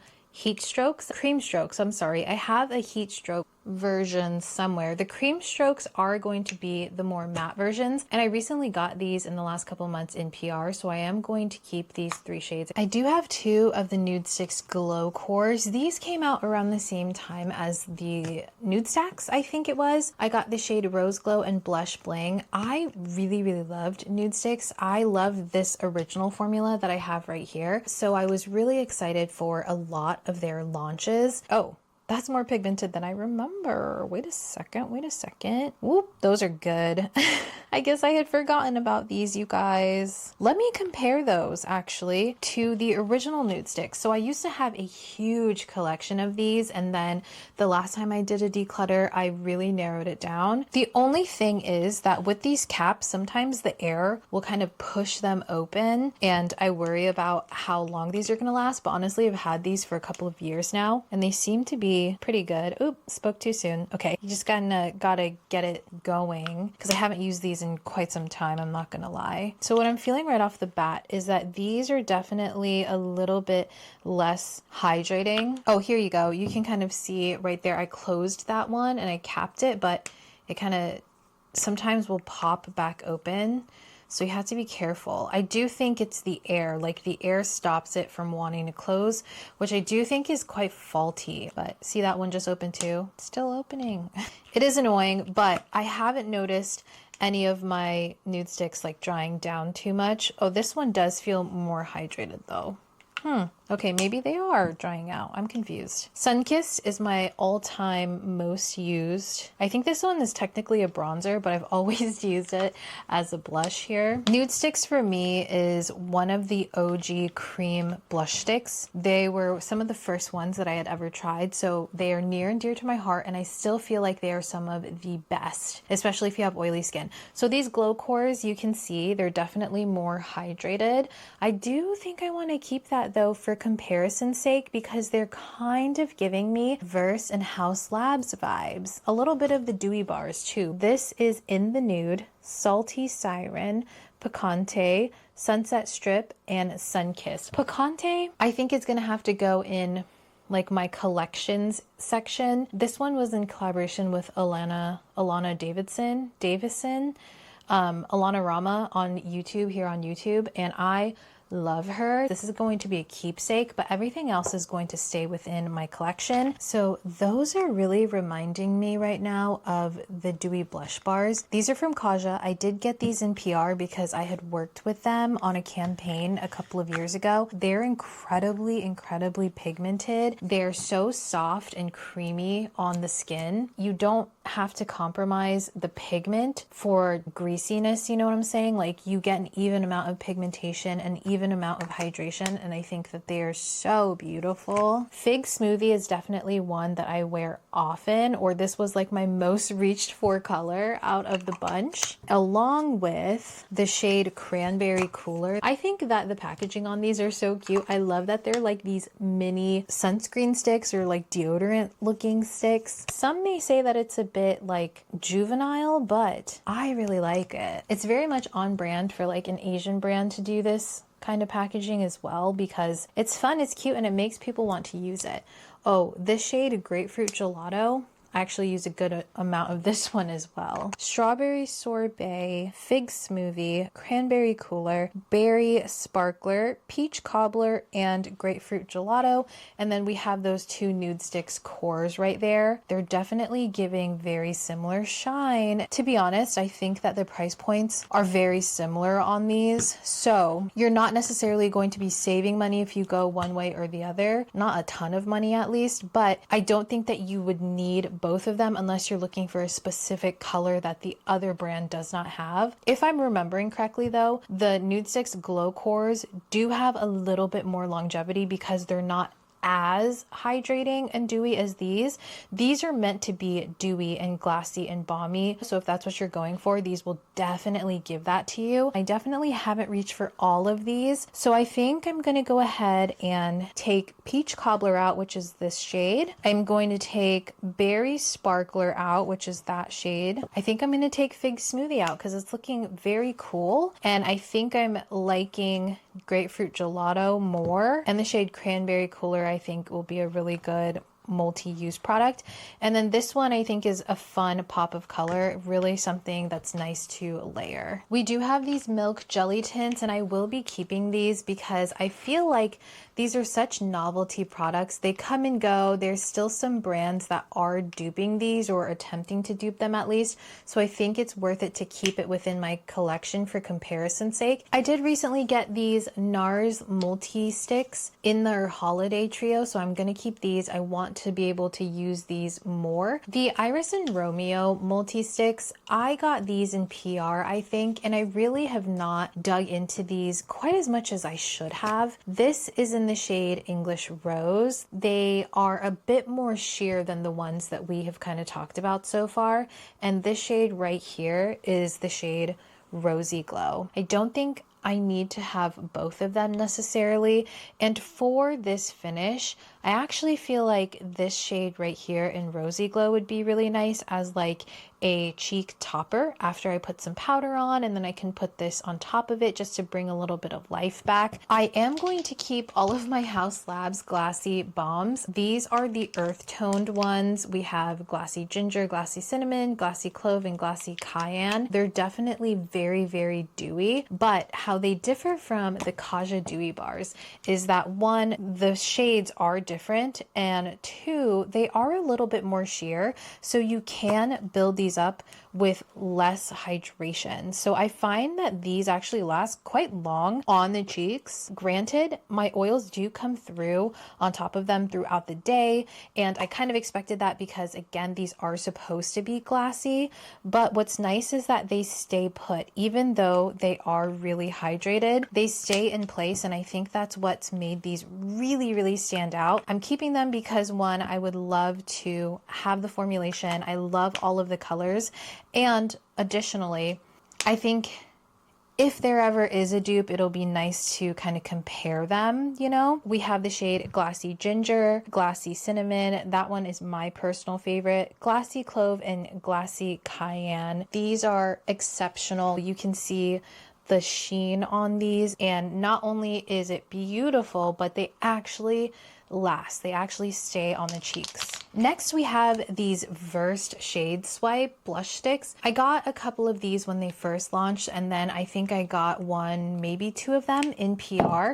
So the shade Brownstone is definitely my favorite, and I really enjoy these. Again, they are quite similar to the Haus Labs one, except not as glassy, not as dewy, you know, but they have about the same intensity when it comes to pigmentation levels, which I think is really nice because you can kind of build it up. These can tend to fade throughout the day, but these darker shades do last a little bit longer. They really are reminding me of the Haus Labs one in terms of like the earthy subtle tones, aren't they? So this is Brownstone, this is Pinch, this one's Cozy, and this one is Bloom. I am going to keep these, and actually I would love to swatch these side by side with the Haus Labs one. And last but certainly not least, we have these Anastasia Beverly Hills blushes. This is a good formula. Okay, is this a blush or a highlight? This one. Bubblegum. It's a stick blush. Okay. There are some creamy tones here. Let's see. Wait, are these highlights? Whoa, that's a highlight. Okay, I thought all of these were blushes. So these, just so you guys know, have been in my excess drawer, in my PR drawer. So I haven't reached for these really at all. Oh, except for this one. I do remember using this one quite a few times actually. Yeah, we definitely have some highlights in here, and I did not know that. So we have the shade Bubblegum, we have Pink Diamond, Pink Dahlia, Soft Rose, Iced Out, and then Latte. So I definitely want to keep the shade Latte. I'm going to also keep Soft Rose, which is this one right here. And as far as highlights, now that I know that some of these are highlights, I think I want to keep this one so we can compare it to that L'Oreal Lumi highlight, you know, and to the Versed one as well. And these three, I'm going to move those out. All right, you guys, so this is everything that we are keeping in terms of cream blush sticks, and then this is everything that we are donating and getting rid of and taking out of our collection. I do have a good amount of liquid blushes, and I was just thinking about it when I was getting ready this morning. I was talking about how I want to kind of color coordinate things. So I think what I'm going to do is still kind of go in to the different brands and choose the products I want to keep and remove. And then I'm going to go in, look at similar colors of different brands and pick and choose and remove stuff that way, just so we can kind of get an even better idea of what we're working with here. So I have this L'Oreal Lumi liquid blush here, and I have two of them. Oh, here we go. I have 601 Dewy Worth It and 625 Glowy Gold Pink. This one, oops, whoa, did you guys see that?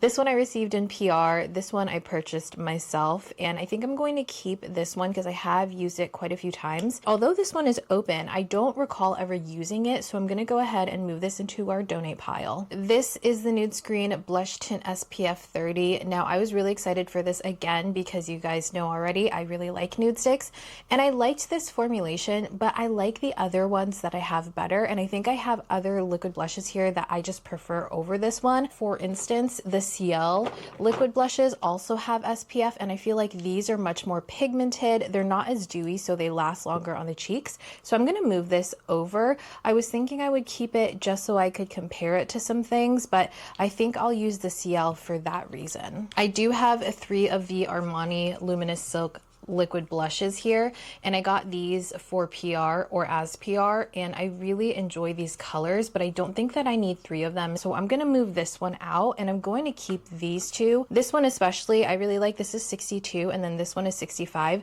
This is actually one of the berries that I really enjoy because this looks incredible on the eyes, lips, and the cheeks. I didn't realize, but I had some more of the Persona multi-sticks here, not in my cream stick section, and I really enjoy all of these. Teddy is the one that I wear the most. It's this neutral nude shade, and I have gotten a lot of use out of this one, and I would like to eventually finish this one up. I think that's possible because this is such a good layering blush.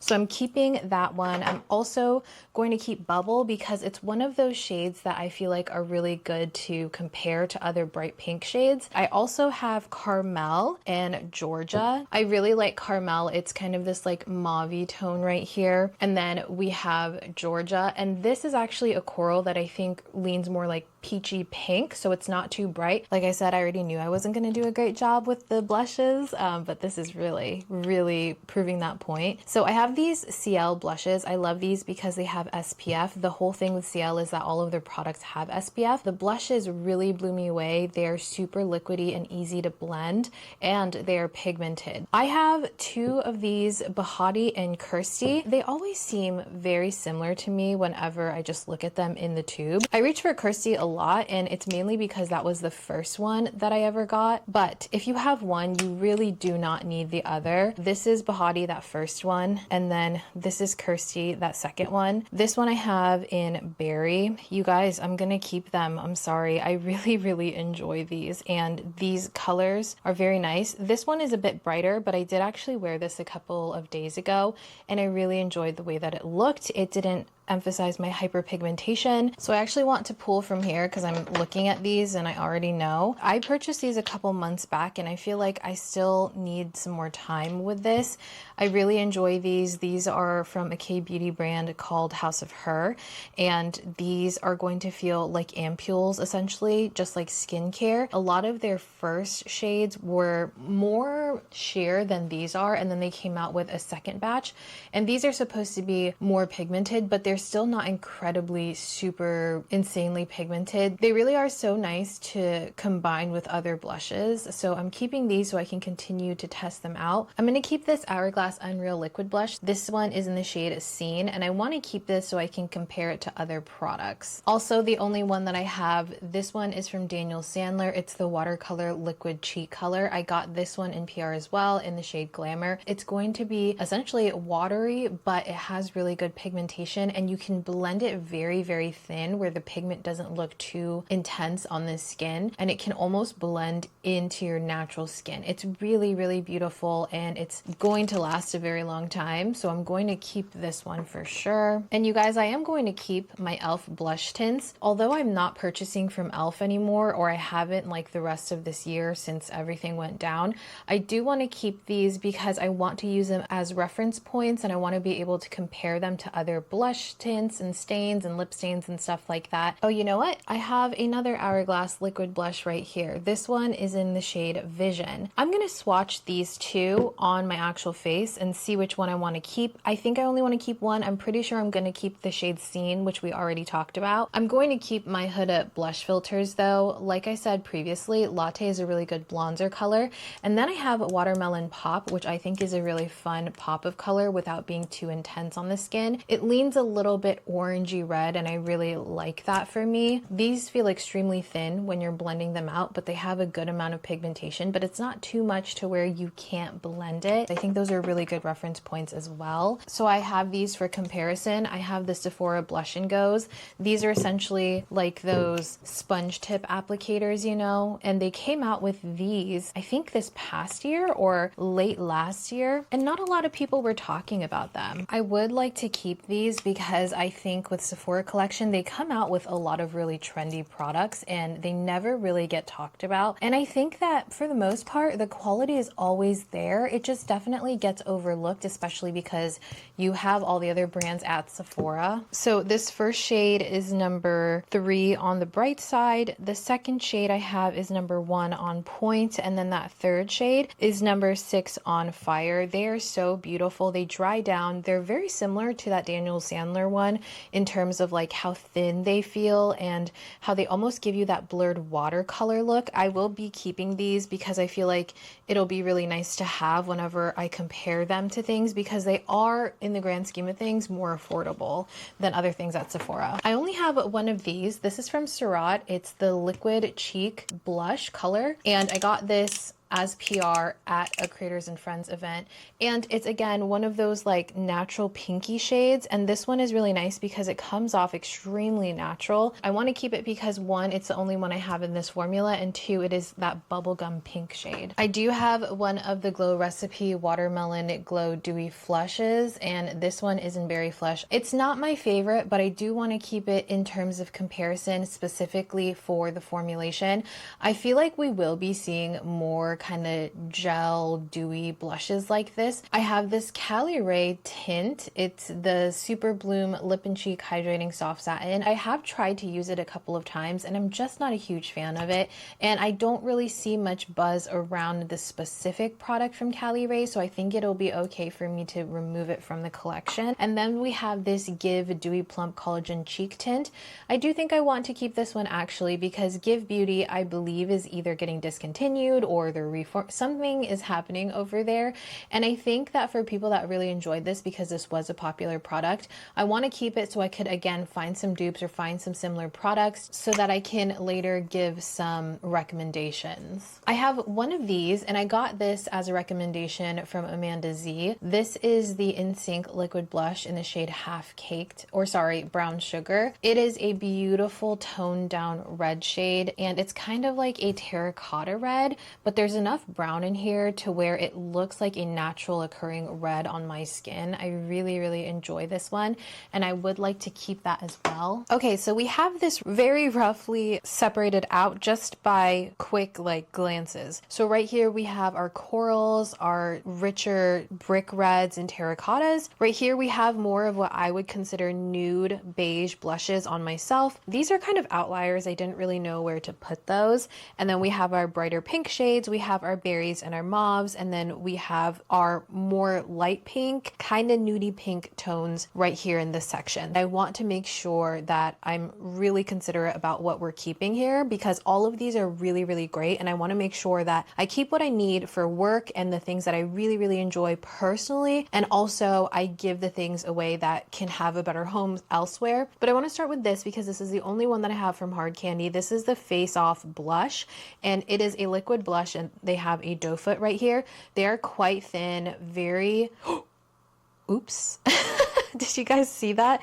I don't know why I squeezed that. Hold on, let me clean this up. Anyways, while I clean this up, essentially it's a very lightweight, almost like a stain type of blush. They definitely do stain, so I have to be careful here. But as you can see, it's a little bit more of that pinky red shade. So when you actually blend it out on the skin, it does come off very vibrant. Because I want to, again, have a drugstore option for something that's more of a stain liquid blush type of thing, I will be keeping this one, whatever is left of it, actually. Also, looking at this now, I'm realizing I only have one of the Profusions, and the Profusion is supposed to be a dupe of the Rare Beauty liquid blushes. So if you have those, then you probably don't need the Profusions, but these are very inexpensive. Same thing with SheGlam, not available at Walmart, but they are supposed to be dupes for the Rare Beauty ones. So I would like to keep these for comparison's sake. Oh, you know what? I have 2 of the Profusions. I'm going to see where that lands. If I don't keep that one, then I will keep this one. So we're just going to put that off to the side.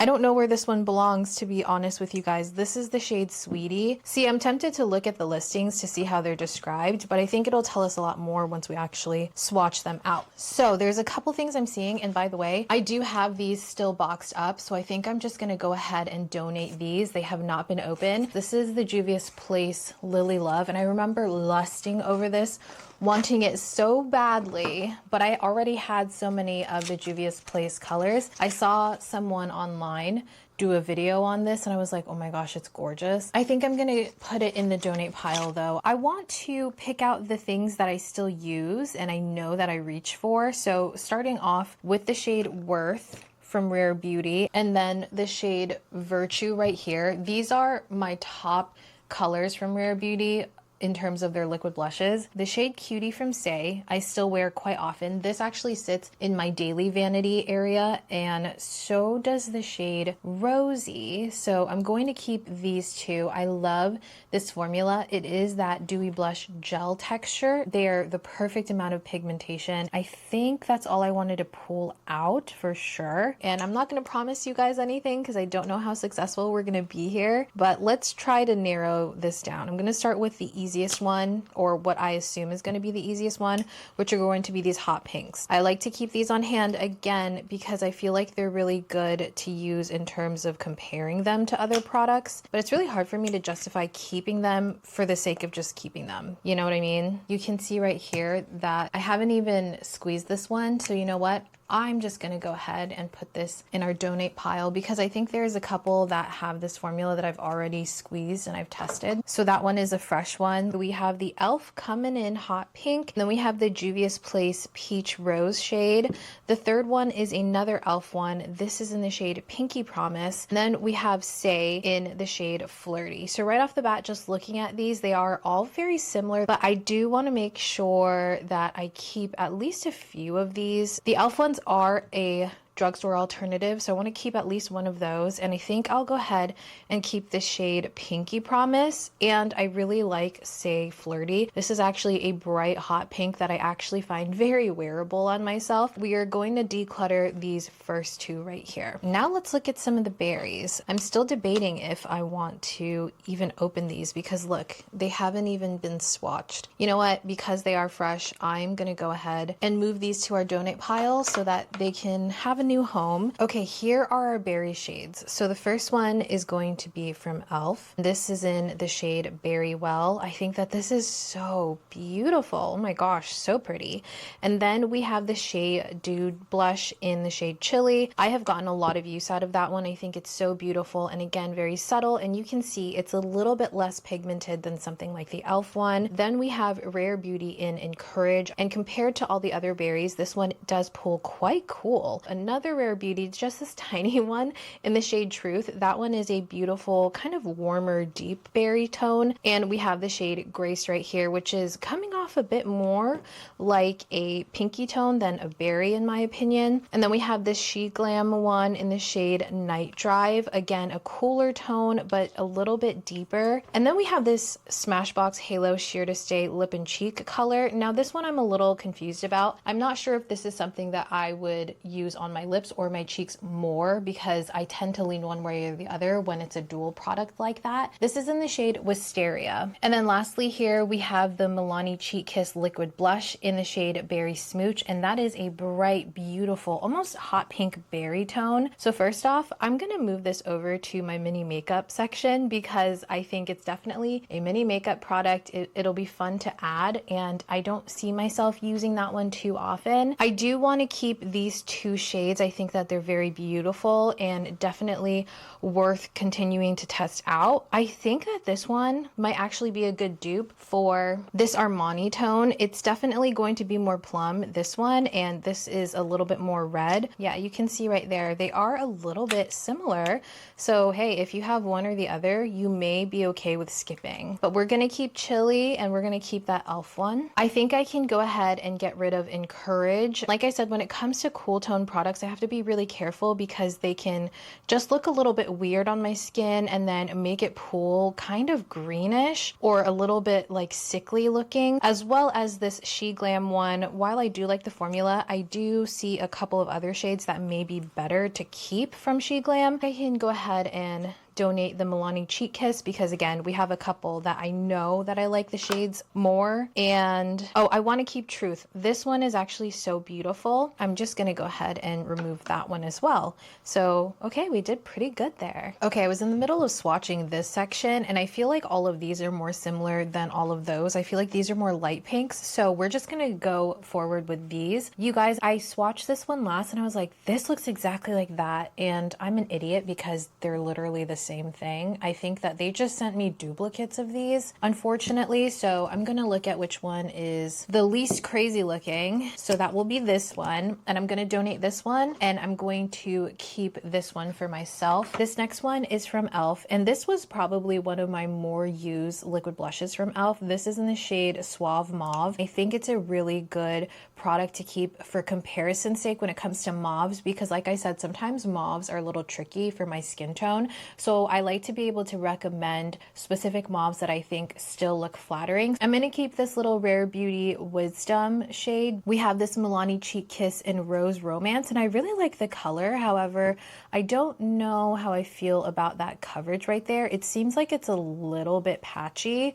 We're gonna have to test that out. I'm going to keep this in our still need to test pile. Moving on to these are kind of like a peachy pink tone. These have not been opened yet, and again, I do have ones that I did open already, so I'm gonna go ahead and put these in our donate pile. These, if I didn't already mention, I received like the whole collection in PR, which I'm truly grateful for. I kept them hoping that I would do more content with them, and I just have not. So this first one is another e.l.f. liquid blush, and this one is in the shade Dusty Rosé. Really beautiful peachy pink tone, and it does have a little bit of like a gold shift to it, but it's not chunky sheen glitter type of things. It is very subtle. You can barely tell here on the swatch, I think. And then we have another Juvia's Place. This is in the shade Soft Tulip, and I'm looking at our pile of keeps, and I so far have not kept any of the Juvia's Place ones, so I'm a little bit more inclined to keep this one, but it is quite bright, so I don't know. We do have a lot of Juvia's Place on this side, so maybe. We also have the shade Happy from Rare Beauty. I would like to keep this one solely because it is one of their best sellers, and I think it's a good one to have to compare to other shades because a lot of people have experienced this one. It'll be a lot easier to give reference points and like recommendations based off of that. And then we have this Juvia's Place one in Rosy Posy, and I actually really love the way this looks on the skin. While it's still a cool tone pink, it's not cool enough to where it looks like my face is dead or whatever. I think I'm going to keep the e.l.f. I'm going to keep Rare Beauty Happy again for that reason of being able to compare it, and then Juvia's Place Rosy Posy, and then I'm going to get rid of Soft Tulip, which is that second swatch right there. Again, splitting this section up, I feel like these are definitely more bright corally orange shades, while these were more terracotta tones. This color story is so gorgeous to me, is it not? This last one right here is Milani Wine Glow, and I had not opened this one. I thought I did, and I'm so glad that I did because look at that tone. Isn't that so interesting? Again, I am seeing that it is quite sheer, but I actually feel like maybe that'll be a good thing. Like I can kind of use it like the Makeup by Mario Soft Sculpt Bronzer Serum, you know? It's really giving me that same vibe, so I'm very tempted to keep this one so I can compare the two. And then we have Juvia's Place Coral Rose. This is definitely more on the orange side, especially right next to this one, which again, you guys, I'm an idiot. This is the shade Lily Love, the one that I referenced earlier that I still had boxed. I guess I had bought it and then they sent one in PR. These are some of the dumb struggles that us content creators go through. We end up with doubles not even knowing it. And this is why doing an audit I think is going to be so helpful because I'll get a better bird's eye view of exactly what's going on in my collection. Then we have the shade Love. This was one of my very first Rare Beauty liquid blushes, and I still think that this is a beautiful tone. It's definitely in this color family. However, I think it's a bit more subtle, a little bit more desaturated. And then we have this e.l.f. Bronze Goddess, I think is the name of it. Bronze Bombshell, sorry. Doesn't it look almost exactly like Juvia's Place Lily Love? So if you have one, you probably don't need the other. And the pigmentation levels are incredibly similar. So I would say either or for this one. And then Say Spicy. This one tends to get really popular every couple of months. So I think this is worth keeping in order to be able to do comparisons and, you know, get color, like see how they compare to other colors. This color family I think is just popular overall and it's still popular. This is definitely going to be a color family that I'm going to revisit a lot because these tones are so similar and we have kept multiple of the e.l.f. Camo liquid blushes. I'm going to declutter that one and then I'm going to keep the rest of the colors that we have right here. Here we have our brighter coral tones and I'm having some thoughts about these. So again, this is a Milani Cheek Kiss liquid blush that I have not opened yet. The sticker is still intact. This is in the shade Cheeky Coral. So I'm just going to go ahead and move this along and donate that one. And then we have Juvia's Place Marigold. I wore this often when I first got this. I thought that it was such a beautiful tone. It's definitely coral, but it leans a little bit more orange than everything else we have swatched here. And then we have Rare Beauty Joy. Again, this was one of my first liquid blushes from Rare Beauty and I loved this one. It's one of those corally shades that still looks really nice and wearable on the skin. Then we have this e.l.f. Liquid Camo in Coral Crush. On my skin tone, does get a little bit neon looking. Same with these last two. Both of these are from Say. This one right here, second to last, is the shade Poppy from Say, and this one is the shade Haughty from Say. And you guys, they're looking almost identical to me, I'm not gonna lie. Haughty is a newer shade that they came out with this year. I really like the way that this one looks on me, but to be honest, I don't reach for as much as I do these other shades. So I'm going to move Haughty along. I'm going to keep Poppy because I do like how this one is a little bit more slightly warmer than Haughty is. I think I also would like to keep Marigold and Rare Beauty Joy. These almost look like dupes, don't they? I'm gonna have to compare those. The e.l.f. Camo blush, I'm just gonna go ahead and declutter because again, we do have other shades that we've kept from e.l.f. and this one doesn't seem like dupes for anything, so I'm going to declutter that. You guys are gonna have to ignore how different all of these shades are. I definitely categorized these incorrectly. These should have been in like the pinky tones. I definitely don't think this one belongs here. This is the Milani Cheek Kiss in Canela and it's really beautiful. I actually love the glow to these Cheek Kiss liquid blushing glows. I'm going to keep Cafe, I think, so I can keep this formula. I think it's a good drugstore alternative to like Charlotte Tilbury contour beauty wand, or I mean blush wand, I'm sorry, and like those little sponge tip glowy type of products. But I'm going to move out Canela. This Milani Cheek Kiss in the shade Nude Flush is really pretty, but I'm looking at it and I feel like I don't know if this ever really showed up on my skin tone or if it showed up as a blush. Just going down the line right here to this last one from Profusion. This is in the shade Bellini. I feel like they're very similar tones, but because the Profusion Bellini Bellini is more pigmented and it looks like it may be slightly darker, I'm more inclined to keep this one. And then we have, going back up, the shade Lady from Say, such a beautiful pinky mauve tone. And then the shade Hope from Rare Beauty, another bestseller shade. And then lastly, the shade Love Cake from She Glam. Right away, I'm going to get rid of Canela right here, Milani Cheek Kiss right there. I'm going to keep the Profusion Bellini, that last shade, the shade Lady from Say, because this is a mauve that I think I can actually wear and still recommend to people with a similar complexion. I'm going to keep Rare Beauty Hope. And I'm going to move out the She Glam shade in Love Cake. So that's going to go. And I'm going to keep the Milani Cheek Kiss in the shade Cafe. So keeping those, and then everything else is going to go. Okay, wow, you guys, I'm actually impressed by this. It may not look like a big difference, but I'm telling you that I did not think I was going to declutter as much as I did. So this is everything that we're going to be donating and getting rid of. And this is everything in the liquid blush category that we're going to be keeping. Highly recommend that if you guys are trying to declutter your blushes, to prioritize colors versus brands. I know that for me, I had to kind of prioritize some of the brands, so I had those formulations. But if that's not important for you, I think going in terms of color was a lot easier, and I had way less trouble deciding when I had them literally side by side. I have set out all of the powder blushes that I'm pretty sure I have. I won't be surprised if there are some blushes that turn up after this video and I'm like, oh, okay, I forgot about that one. I'm sorry if the glare right here is bothering you guys as much as it's bothering me. I've tried to move my lighting around a little bit. Let me kind of explain the madness to you guys. These are products that I know I'm going to keep, and we'll go through these first.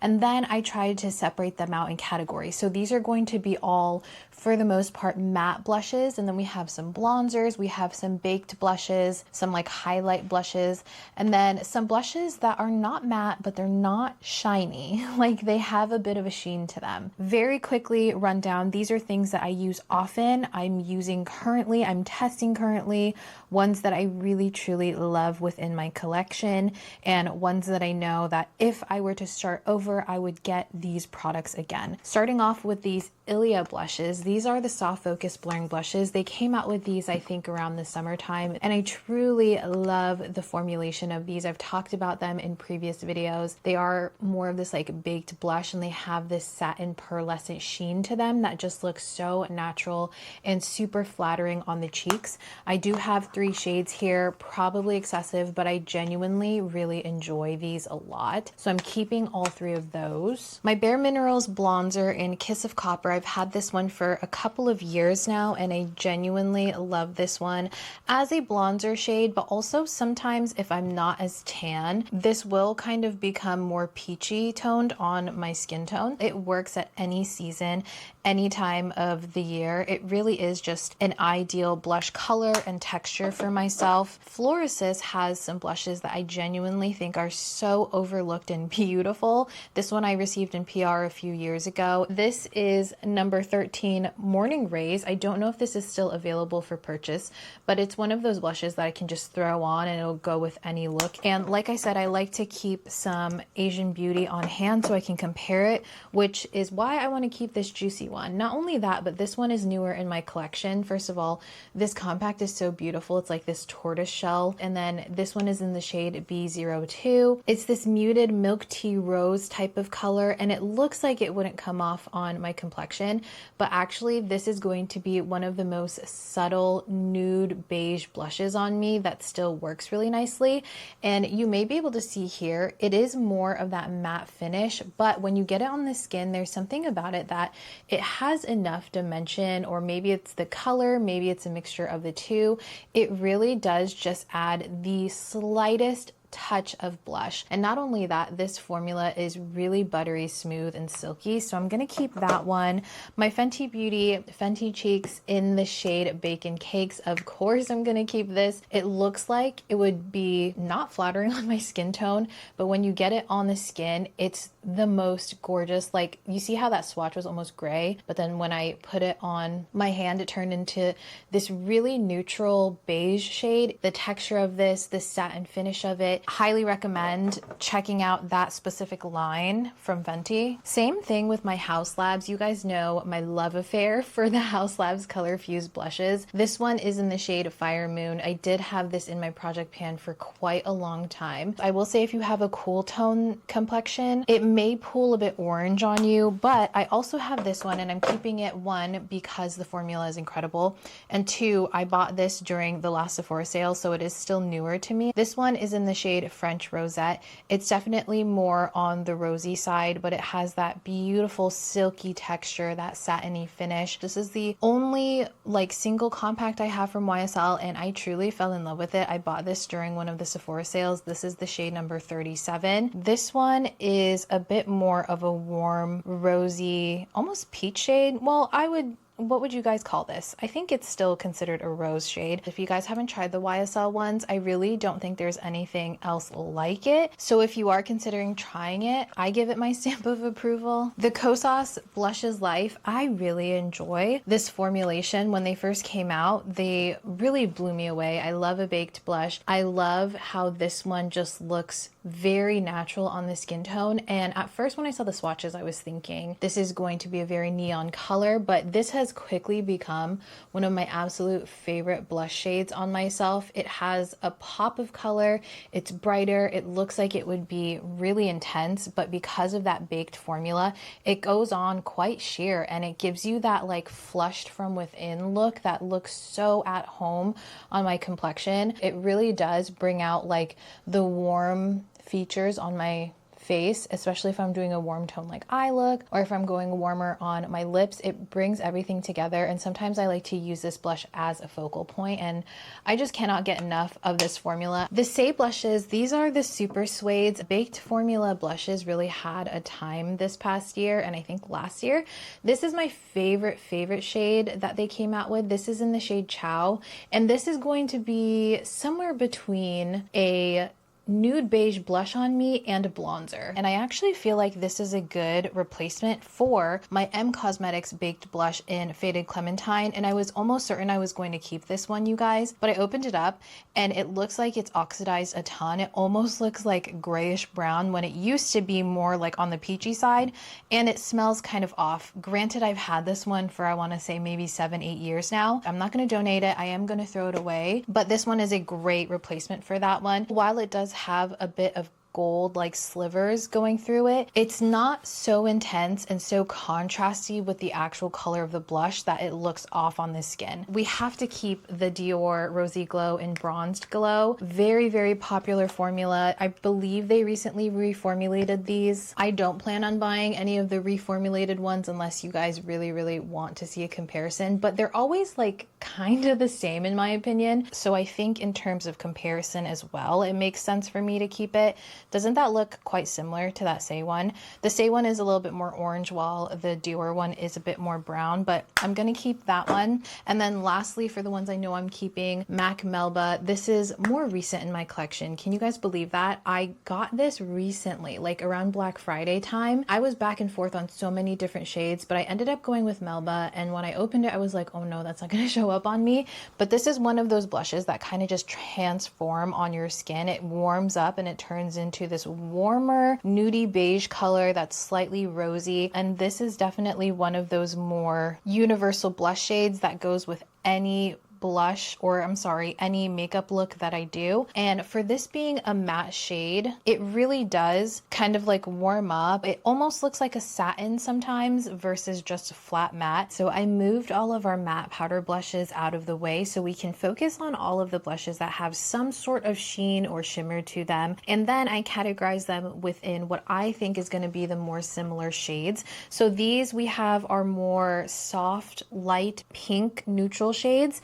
Here we have a little bit more of our nude beige blushes, and then here we have some peachy blushes like pinky peaches. We have some more berry wine tones, and then these I didn't know where to categorize. So again, I'm going to kind of approach this the same way we did with the liquid blushes, where I'm going to be comparing the shades.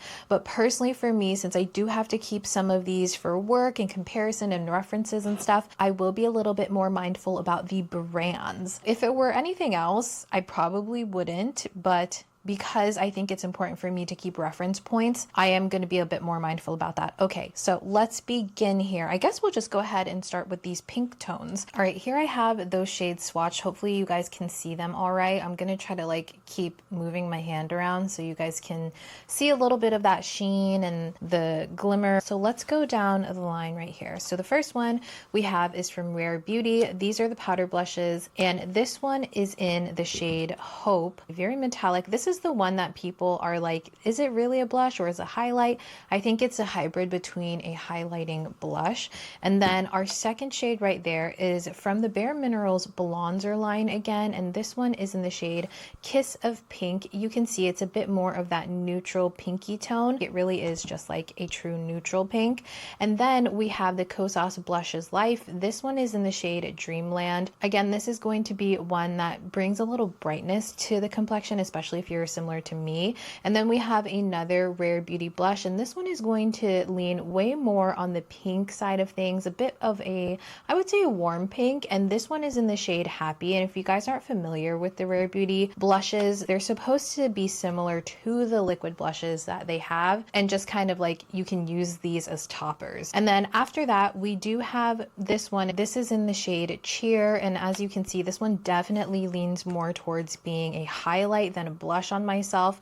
And then we have this is from Revi Beauty. I got this and the other Revi Beauty blush right here that I have in PR, and this is in the shade Daydream, and it's so beautiful. It really reminds me of that Florasis powder, the blush that I ended up keeping, and it slightly reminds me of the Fenty Bacon Cakes, but more pink than being more of that nude beige shade. These last two I actually got in a trio with this one right here last holiday. This second to last one is the shade Blissed from Kosas, and then the very last one is the shade Butterfly, which is kind of this like neon lavender pink shade that I wouldn't say super flattering on myself, if I'm being honest with you guys. I want to keep the trio just to keep it together, but then I was like, girl, be so for real, because it's not like getting rid of one is going to ruin anything, because you're meant to use the blushes individually anyways, or you can mix them, but for the most part, like, they don't have to be complete in order for them to work, right? So I was thinking of it that way.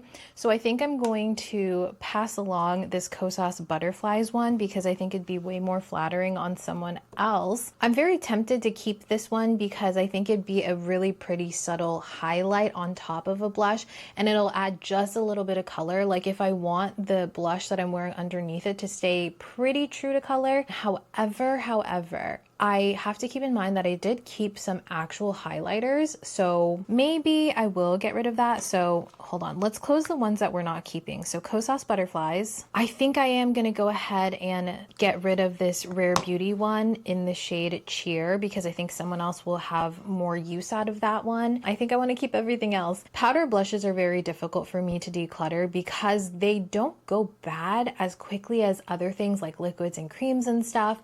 They are versatile. When it comes to trends, it is very easy for one color or shade or finish to come in and then another one following it. So it really is handy to have these things within my collection, because I have reached in multiple times throughout the years to kind of give some recommendations that I think are still relevant to this day. So we are not going to see a huge declutter here. I'm going to just preface for you guys so you don't have high expectations. My expectations are pretty low, I'm not going to lie. I'm going to declutter these two, and everything else I think we are going to keep. All right, now we have our second category, which is going to be our more peachy shades here. So the first one we have is from Say. This is the Super Suede in the shade Stella.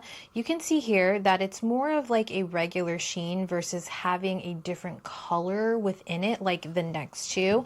This second one is from Fenty, and this is going to be the Hot Cheeks Velour Blush Lighter in the shade Juicy Peach. Now I'm pretty sure that these are typically limited edition or like holiday seasonal type of thing, and I am a little bit more inclined to keep things that are discontinued so that I can find alternatives that are still on the market for people. Then I have this Rare Beauty blush lighter or blush powder in the shade Joy. You can see it's very similar to that Fenty Beauty one, except this one has brighter gold within it. So I think in general it's making it a lot more metallic looking Swatching on the swatch.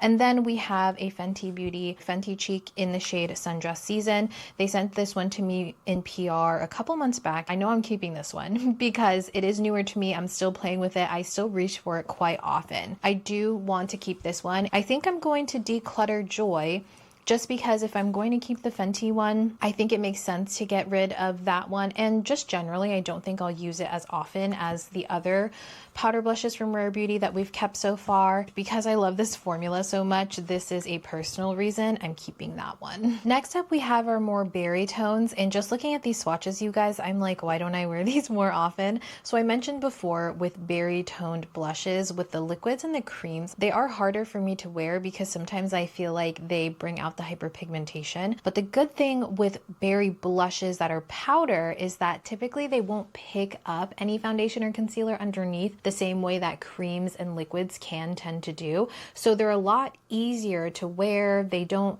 like emphasize the hyperpigmentation as much. So I am really loving this, and since I know that they work better for my skin tone, it is quite hard for me to narrow this one down. So first we have Dior Rosewood, which again, I like to keep these Dior blushes for comparison and to have a reference point because these Dior blushes are so popular. This one from Say, I'm definitely keeping because this is one of the most beautiful berry tones. It's that second swatch right there in Grazie. This one, every time I wear it, I'm so shook at how beautiful it looks, and I'm like, why don't I wear this more often? This one again is from Ravi Beauty, and this is in the shade Oasis. I got this one in PR as well. It goes on so soft and airbrushed on the cheeks. This second to last one is again from that Blushes Life trio from Kosas, and this one is in the shade Euphoria. And this one, unlike Butterflies, is going to be more of that lavender shade, but because it has a little bit of deepness to it, it's way more wearable,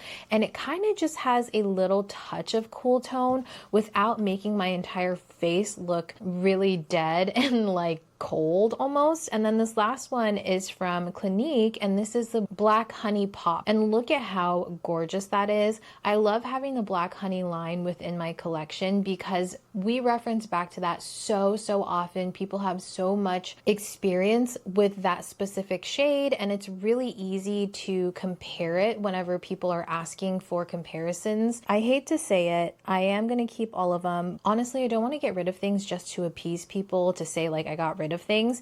If it makes sense for me to keep in my collection, or if they're things I'm enjoying and still using and stuff, I'm going to keep them. Now we have our more nude beige blushes, and I'm starting down here because I forgot that the Dior one is like a pH blush, so it did stain my wrist right there. So we're looking at this section right here. First off, we have MAC Gingerly. It's one of those Glow Play cushion blushes, so it is going to be like that creamy, cushiony balm type of finish. Hopefully I can show you guys right here, but if you like push down, you can see that it is this like putty Play-Doh-y texture. I really like using this as a layering blush. I actually have this in the powder blush as well, and I like to layer the two. Second is RMS Beauty, and this one is Maiden's Blush. It's the Redimension Hydra Powder Blush in the shade Maiden's Blush. It's so beautiful, and it definitely has some of that sheen all throughout it, just like strung through it. MAC Lovejoy. This one makes me so happy. This one I actually repurchased a couple years ago, I think it was. One of my very first blushes that I ever purchased and I used religiously. It's really reminding me of Say Chow that we swatched earlier. Also reminding me of Bare Minerals Kiss of Copper. So I would love to compare those three. Second to last, we have this L'Oreal True Match one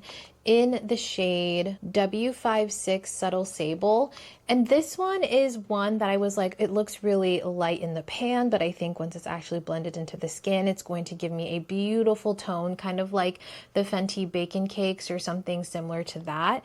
But I think that this one is slightly too ashy on me. I thought it'd be like the Fenty Bacon Cakes. I thought it'd be like MAC Melba, where it kind of transforms on the skin and warms up, but this one kind of stays like this. And I can only really make it work if I'm super pale, and even then I'm still kind of unsure of how that looks. And then this last one is again from the Bare Minerals Blonzer collection, and this is in Kiss of Spice. And looking at this now compared compared to the other ones. I kind of feel like this one can be categorized as a bronzer for me, so I'm tempted to keep it but put it into my bronzer collection because this one seems like a very neutral bronzer. It doesn't lean too warm, it doesn't lean too cool. If anything, it's slightly cool, but for the most part it's very neutral, so I would love to use it as my bronzer. So here's what I'm thinking. I think I'm gonna go ahead and move this L'Oreal True Match one along, and then I think I'm gonna keep everything else strictly because I love them. I'm gonna move this one over to my bronzers, and this one just has a special place in my heart and I reach for it quite often and I always go back to it. And lastly, really quickly, I want to swatch these two. I feel like this one is going to be more of that berry wine tone. It's a little bit reddish berry, and that is the shade Truth. And then we have the shade Love. And I think did I get rid of Love? I don't know. Really beautiful tones. I don't think I'm gonna need both. These are really nice as actual blushes. So I think I'm going to declutter Truth, which is that one right there, that first one. And then I'm gonna keep Love because I think that I'll get more use out of that one than I would out of Truth. Moving on now to our matte powder blushes. So I pulled out the things that I already know what I'm gonna do with, starting with this Tower 28 Get Set Blur Set Matte Powder Foundation in a Long Beach Iced Tea. I actually already have one here opened. I got this scent in PR and I had purchased it previously, so this one is going to be donated. I'm also going to go ahead and declutter this one. This is the CL powder blush. This also has SPF in it, and it's oh, sorry, this isn't the shade I thought it was. This is the shade Crush. So I bought 3 of these, and there is a shade that does not work for me. It like doesn't show up, and oh, I see it right now. It's over there. So I'm going to get rid of that one because it doesn't show up on my skin tone, but I'm going to keep these. I really like Crush actually, and Ruddy was the one I knew I was keeping. My bad. Okay, I'm keeping those. I have one Ma Beauty powder blush that I had purchased. This is in the shade M27. This is really nice, and I'm going to keep this one because it's my one powder blush from Ma Beauty. It's an indie makeup brand, and I want to keep this one on hand. It's really pretty, and it actually reminds me of Mac Peaches. I'm going to be keeping Mac Peaches. Mac Gingerly, like I mentioned, I have the Glow Play blush, and I like to layer the two because this one kind of sets down that blush to make sure that it has more longevity throughout the day. I am going to be keeping all of my Singe Beauty blushes because these colors are so different than anything else that I own. These have kind of like this pearlescent sheen to them. You can probably see it whenever like I move it around right here in the light. They're very soft and buttery and smooth, super pigmented, so you do have to go in with a light hand. But again, this is an indie makeup brand. I want to keep this on hand so I can kind of like compare it to other things, and I just genuinely enjoy these blushes, so I'm keeping those. My one powder blush from Sigma, actually I have another one, but this one I know I want to keep. Like I said, Sigma Beauty makeup, definitely underrated. This is the Corderosa blush, and it's beautiful, it's buttery, it's pigmented, but it's not too pigmented. It's maybe a step down from the Singe Beauty ones, and I really enjoy this one. My one Benefit powder blush, this is in the shade Shelly, and it's by far one of my favorite peachy tones. It's much smoother than the Hoola bronzers that they have. This one feels like butter. It feels so good. It looks like it would be too light on me, but when I actually build this up on the skin, it comes off very subtly peachy, and I really like the effect that this has on my skin tone. And then I have these 2 Kaleidos blushes and this Peri Para blush that I picked up when I was in Japan. This one is in the shade Dusky Rose. It's so cute. It says, "It's okay, you already shine." It has this very subtle pinky mauve tone to it, but more leaning towards being a warm pink. And then I have these 2 Kaleidos blushes, which I think are very unique when it comes to color. This one is in the shade Joyride, I think. I put like little labels on here whenever I got them because I don't think they have the name anywhere on the packaging. But while this looks like it wouldn't be a blush on me, it's kind of like that perfect nude beige shade on me, and it looks beautiful for very specific looks, I would say. It's really beautiful when I build it up, and it's also really nice whenever I put like a brighter warm pink tone on it. It kind of transforms it in an interesting way gray. So I definitely want to keep this. I think it's very interesting. This one is in the shade Sanguine. This I want to use on my eyes and my cheeks. It's this beautiful red tone, but it does lean a little bit berry, like it has some berry undertone to it. Just look at how beautiful those are, how pigmented and smooth they are. I thoroughly enjoy these blushes. I got these in PR as well, like years ago, and it took me way too long to actually use them and try them, and I think that they are incredible. So for the remainder of the matte blushes, I have them here, and I did go ahead and categorize them into the color families that I think they fit into. This one is kind of an outlier, so she's sitting right there. And I pulled the Singe Beauty back out to compare it to this Armani one. They seem kind of similar, but now that I have them open next to each other, I think they may be quite different. So we have our light pinks, we have our beigey nude blushes there, we have our lavender and kind of like this, I don't know, baby pink shade, which we'll talk about. We have our peachy shades right here, and then we have warmer peachy pink mauve tone. What would you guys categorize that? Let me know. I think this gives me a really good idea of kind of which direction I want to go in. So let's just start right here. I do have these older versions of the Haus Labs powder blushes, the color fused blushes, and this is in Hibiscus Haze, which I think they still have, and this one is in Lavender Blonde, which I don't think they have anymore. Have they changed the formula on this? I'm not sure. I'm gonna have to look into it, but let's go ahead and swatch these three right here. Okay, so we have these three swatched right here. Again, please ignore this side, like this little strip of swatch. But first we have that Haus Labs Color Fused blush, the original formula in Hibiscus Haze. And then we have this Armani Luminous Silk blush. This one is in the shade 51. And then lastly, we have the Tower 28 Get Set Blur Powder Blush in the shade Samo Spritzer. This one is definitely quite cool and quite deep compared to the other two.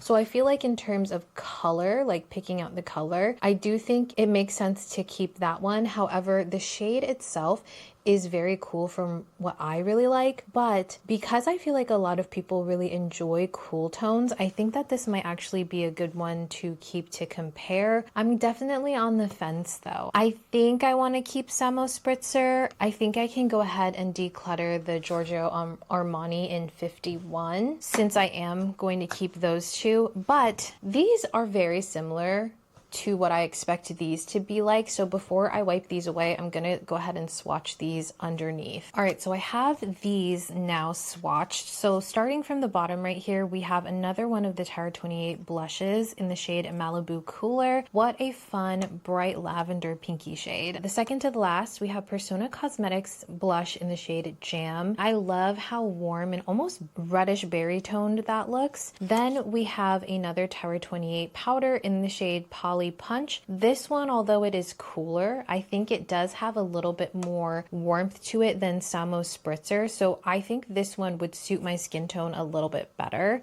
And then this one is Lavender Blonde, which actually swatched a lot lighter than I anticipated for it to swatch. I think this is such a fun color, and it kind of falls in line with those like bright pinks, similar to this one from Giorgio Armani. This is number 52, and that's going to be this one right here. You know what? I'm looking at Samo Spritzer and Poly Punch. Samo Spritzer is giving me more mauve, and Poly Punch is giving me more purple. They are actually quite different here. Oh, crap, this is hard.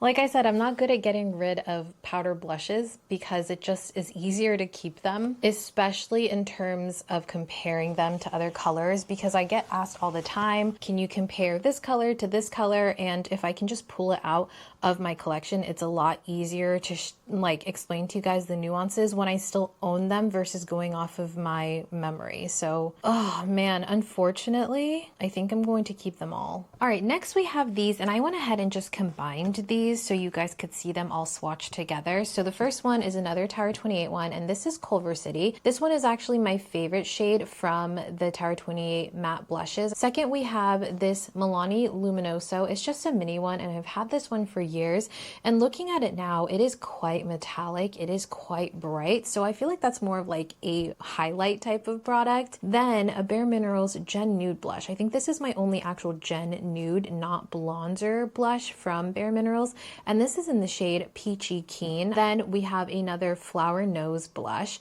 This one is in the shade number 1, Blooming Days, and I think it's extremely beautiful. It is quite light, and I think this would definitely be one of those that I use as a layering blush with other blushes, but I do think that the quality of this one is incredible. And again, these are going to be Asian beauty blushes, so I am tempted to at least keep one. This is from the same collection. This one is in the shade number 3, Ballet Fairy. And then we have another one from Sigma that's also similar in kind of that bright pink, but it's a little less ashy on me, as you can see. It's slightly more pigmented, this one right here. And this was from the Little Mermaid collection. And you guys, I'm so tempted to keep it just for the packaging. I wonder if I can take that pot out and then use it for something else, because I do have like magnets for pans, like empty pans and magnets that I could just use in this one, you know? This is in the shade True Love. I do like the shade, and I do think I might want to keep that. And then lastly, we have Felice Fresca, which is this hot pink, such a fun color. However, I don't foresee myself reaching for this ever, really, even to layer it. So I think this one is going to go. Flower Nose one, I think I'm going to keep that one. And I'm going to declutter the Milani Luminoso because I've had it for so long and I've said I want to keep it for reference points, X, Y, and Z, but I haven't found a reason to talk about it, and I've had it for so long, so I'm just going to take that one out. So we're taking these 3 out, and then we're going to keep those 4. All right, you guys, and our last section of blushes here. Surprisingly, I tried to swatch this Giorgio Armani one in the shade 40, and I think it's completely hard panned. You can kind of see my attempt right here to swatch it, and it was not happening. So let me swatch it on my pinky here, really get in there. See, there's like nothing coming out, you guys. Oh no, I'm sure it's salvageable, but I think I'll go ahead and declutter this. This is a couple of years old too, so that's pretty unfortunate. Right above that, we have Timid Tomato, which is that one. I said I was going to keep this one from Cinch Beauty. I just wanted to kind of compare it to that Giorgio Armani one. ColourPop is the next one. This is in the shade Message Me. This one is quite powdery and a little bit more difficult to work with, so personally, I don't really want to keep it. However, I think it's a good product for me to keep since it's my only ColourPop powder blush, and for references, for texture, for finish and everything, I think I'm going to keep that. This one is from Laura Mercier. It's the shade Chai. Now I have this shade in Chai and another shade somewhere. I don't know where it is, if I'm being honest with you guys. One of them works for me and one of them looks ashy, and they're so similar in tone that I can't remember if it's this one or that one. So for now, I'm going to keep it until I can compare this shade to the other one and put it on my actual cheeks, and then whichever one is the ashier one, I'm gonna get rid of. This one is Terracotta from Persona Cosmetics, and this is such a beautiful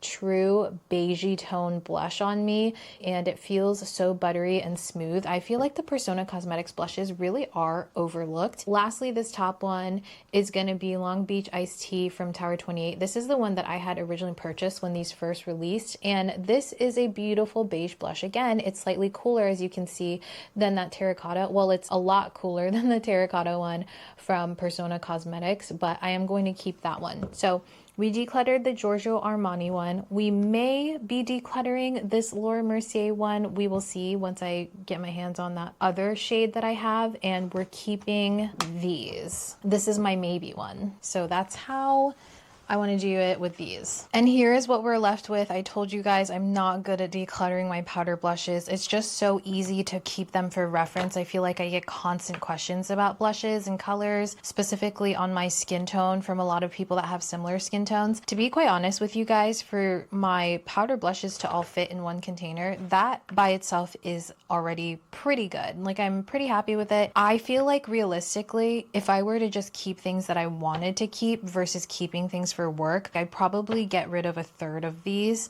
and then be left with whatever else is in here. But it is what it is, you guys. Yeah, that is that entire drawer. drawer.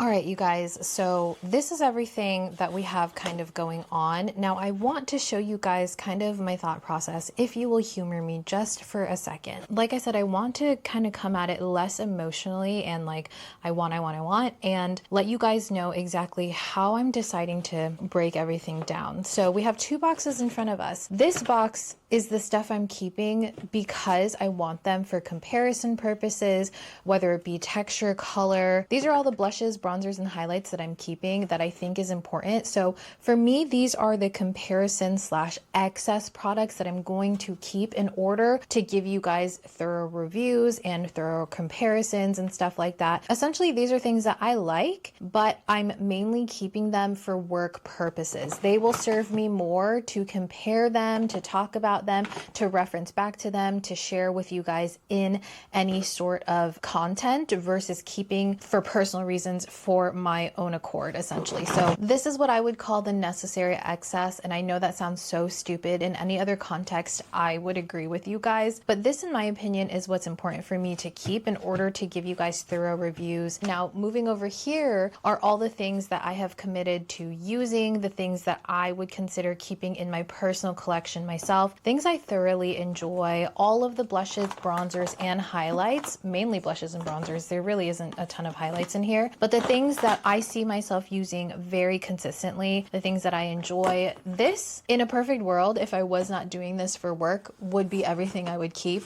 I would not need this, but I digress. You guys have heard enough about that. And then I have all of the things that are within my blushes, bronzers, and highlights that I need to test out, that I need to still have some time with, try them out. And then later we will see how it fits within the collection, whether it's things that I really enjoy or things that will be excess or things that we can go ahead and declutter. And speaking of decluttering, let me show you guys the box of things that we are not going to be keeping. So this is our box of declutter and organizations. These are the things that I think are going to be able to have a home elsewhere aside from my collection. These are things that I don't necessarily think are important for me to keep in terms of work or in terms of like personal usage. I'm going to be donating things that have not been opened. I'm also going to be reaching out to local makeup artists who may be able to use these products within their kits. I'm going to be donating and giving them to my friends and family. I would really like to donate locally first before doing any sort of giveaways, solely because I feel like working makeup artists and stuff can definitely get a lot more use out of these things than I ever could. And this is actually a good amount of things. I know in the grand scheme of things, it doesn't seem like much, but genuinely, I think this is going to make a big difference in terms of organization and storage, and also just the clutter in my brain. And then to give you guys another visual here, I want to show you side by side the things that we are getting rid of and donating and stuff like that, and then what I'm keeping personally for myself, things that I've committed to really using, either adding to my project pan or just using on a daily basis, and what I would ideally keep if I did not need any excess. So just so you guys can see, I'm pretty happy with this. Getting all of this stuff out of here, I think, is going to make a world of a difference for me. Again, if you guys have any sort of recommendations for where I can donate things, specifically things that have been opened yet, because I am having a time trying to figure that one out. And just generally, if you guys want to leave your favorite donation centers for things like cosmetics down below, I would really very much appreciate that. So now what I'm going to do is organize these all back into the drawers, probably in color form, maybe in texture form. We will see. I have not decided yet. I also want to come back with you guys and get the numbers, get the actual numbers of what we kept, what we decluttered, all those things, so you guys can get an overview as well as myself. So I did end up organizing this entire drawer section through colors. So I did categories and then I did subcategories. So this is what I did. I pretty much kept all the bronzers together because I was able to fit them all in pretty much the same container. Same with my highlights. I was able to fit all of those into one container. So with the blushes, I did still try to split it up with cream blushes, liquid blushes, and powder blushes. But within those categories, I did decide that I was going to do it by colors and not by brand. I have been working with this since doing this audit, and I think that it's actually serving me so much better. I'm able to see exactly what the colors are, where they are, instead of having to like search through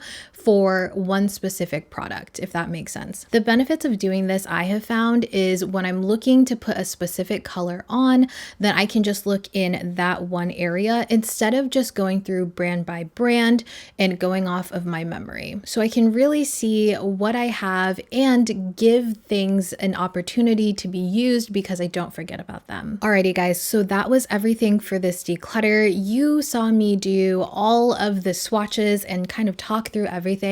I didn't necessarily want to cut any of that information because I've learned through feedback from previous declutter videos from you guys that you really find value in these types of videos when I'm able to give you a lot of in-depth information. So I wouldn't want to take that out and leave you with really nothing. All right, so as promised, you guys, the final audit, what we have left over. So like I said at the very beginning, I did start off with 475 products and we ended up with 360 products. That is 115 products removed, which personally I think is pretty good for a first pass. If you guys are curious, and because I am trying to be as transparent as possible, our starting value was $12,218.15, and then our ending value here is going to be $9,562.11. Those numbers are genuinely astronomical and kind of hard to wrap my head around. Because it's so shocking, I really do hope, and I feel like it's put into perspective a lot more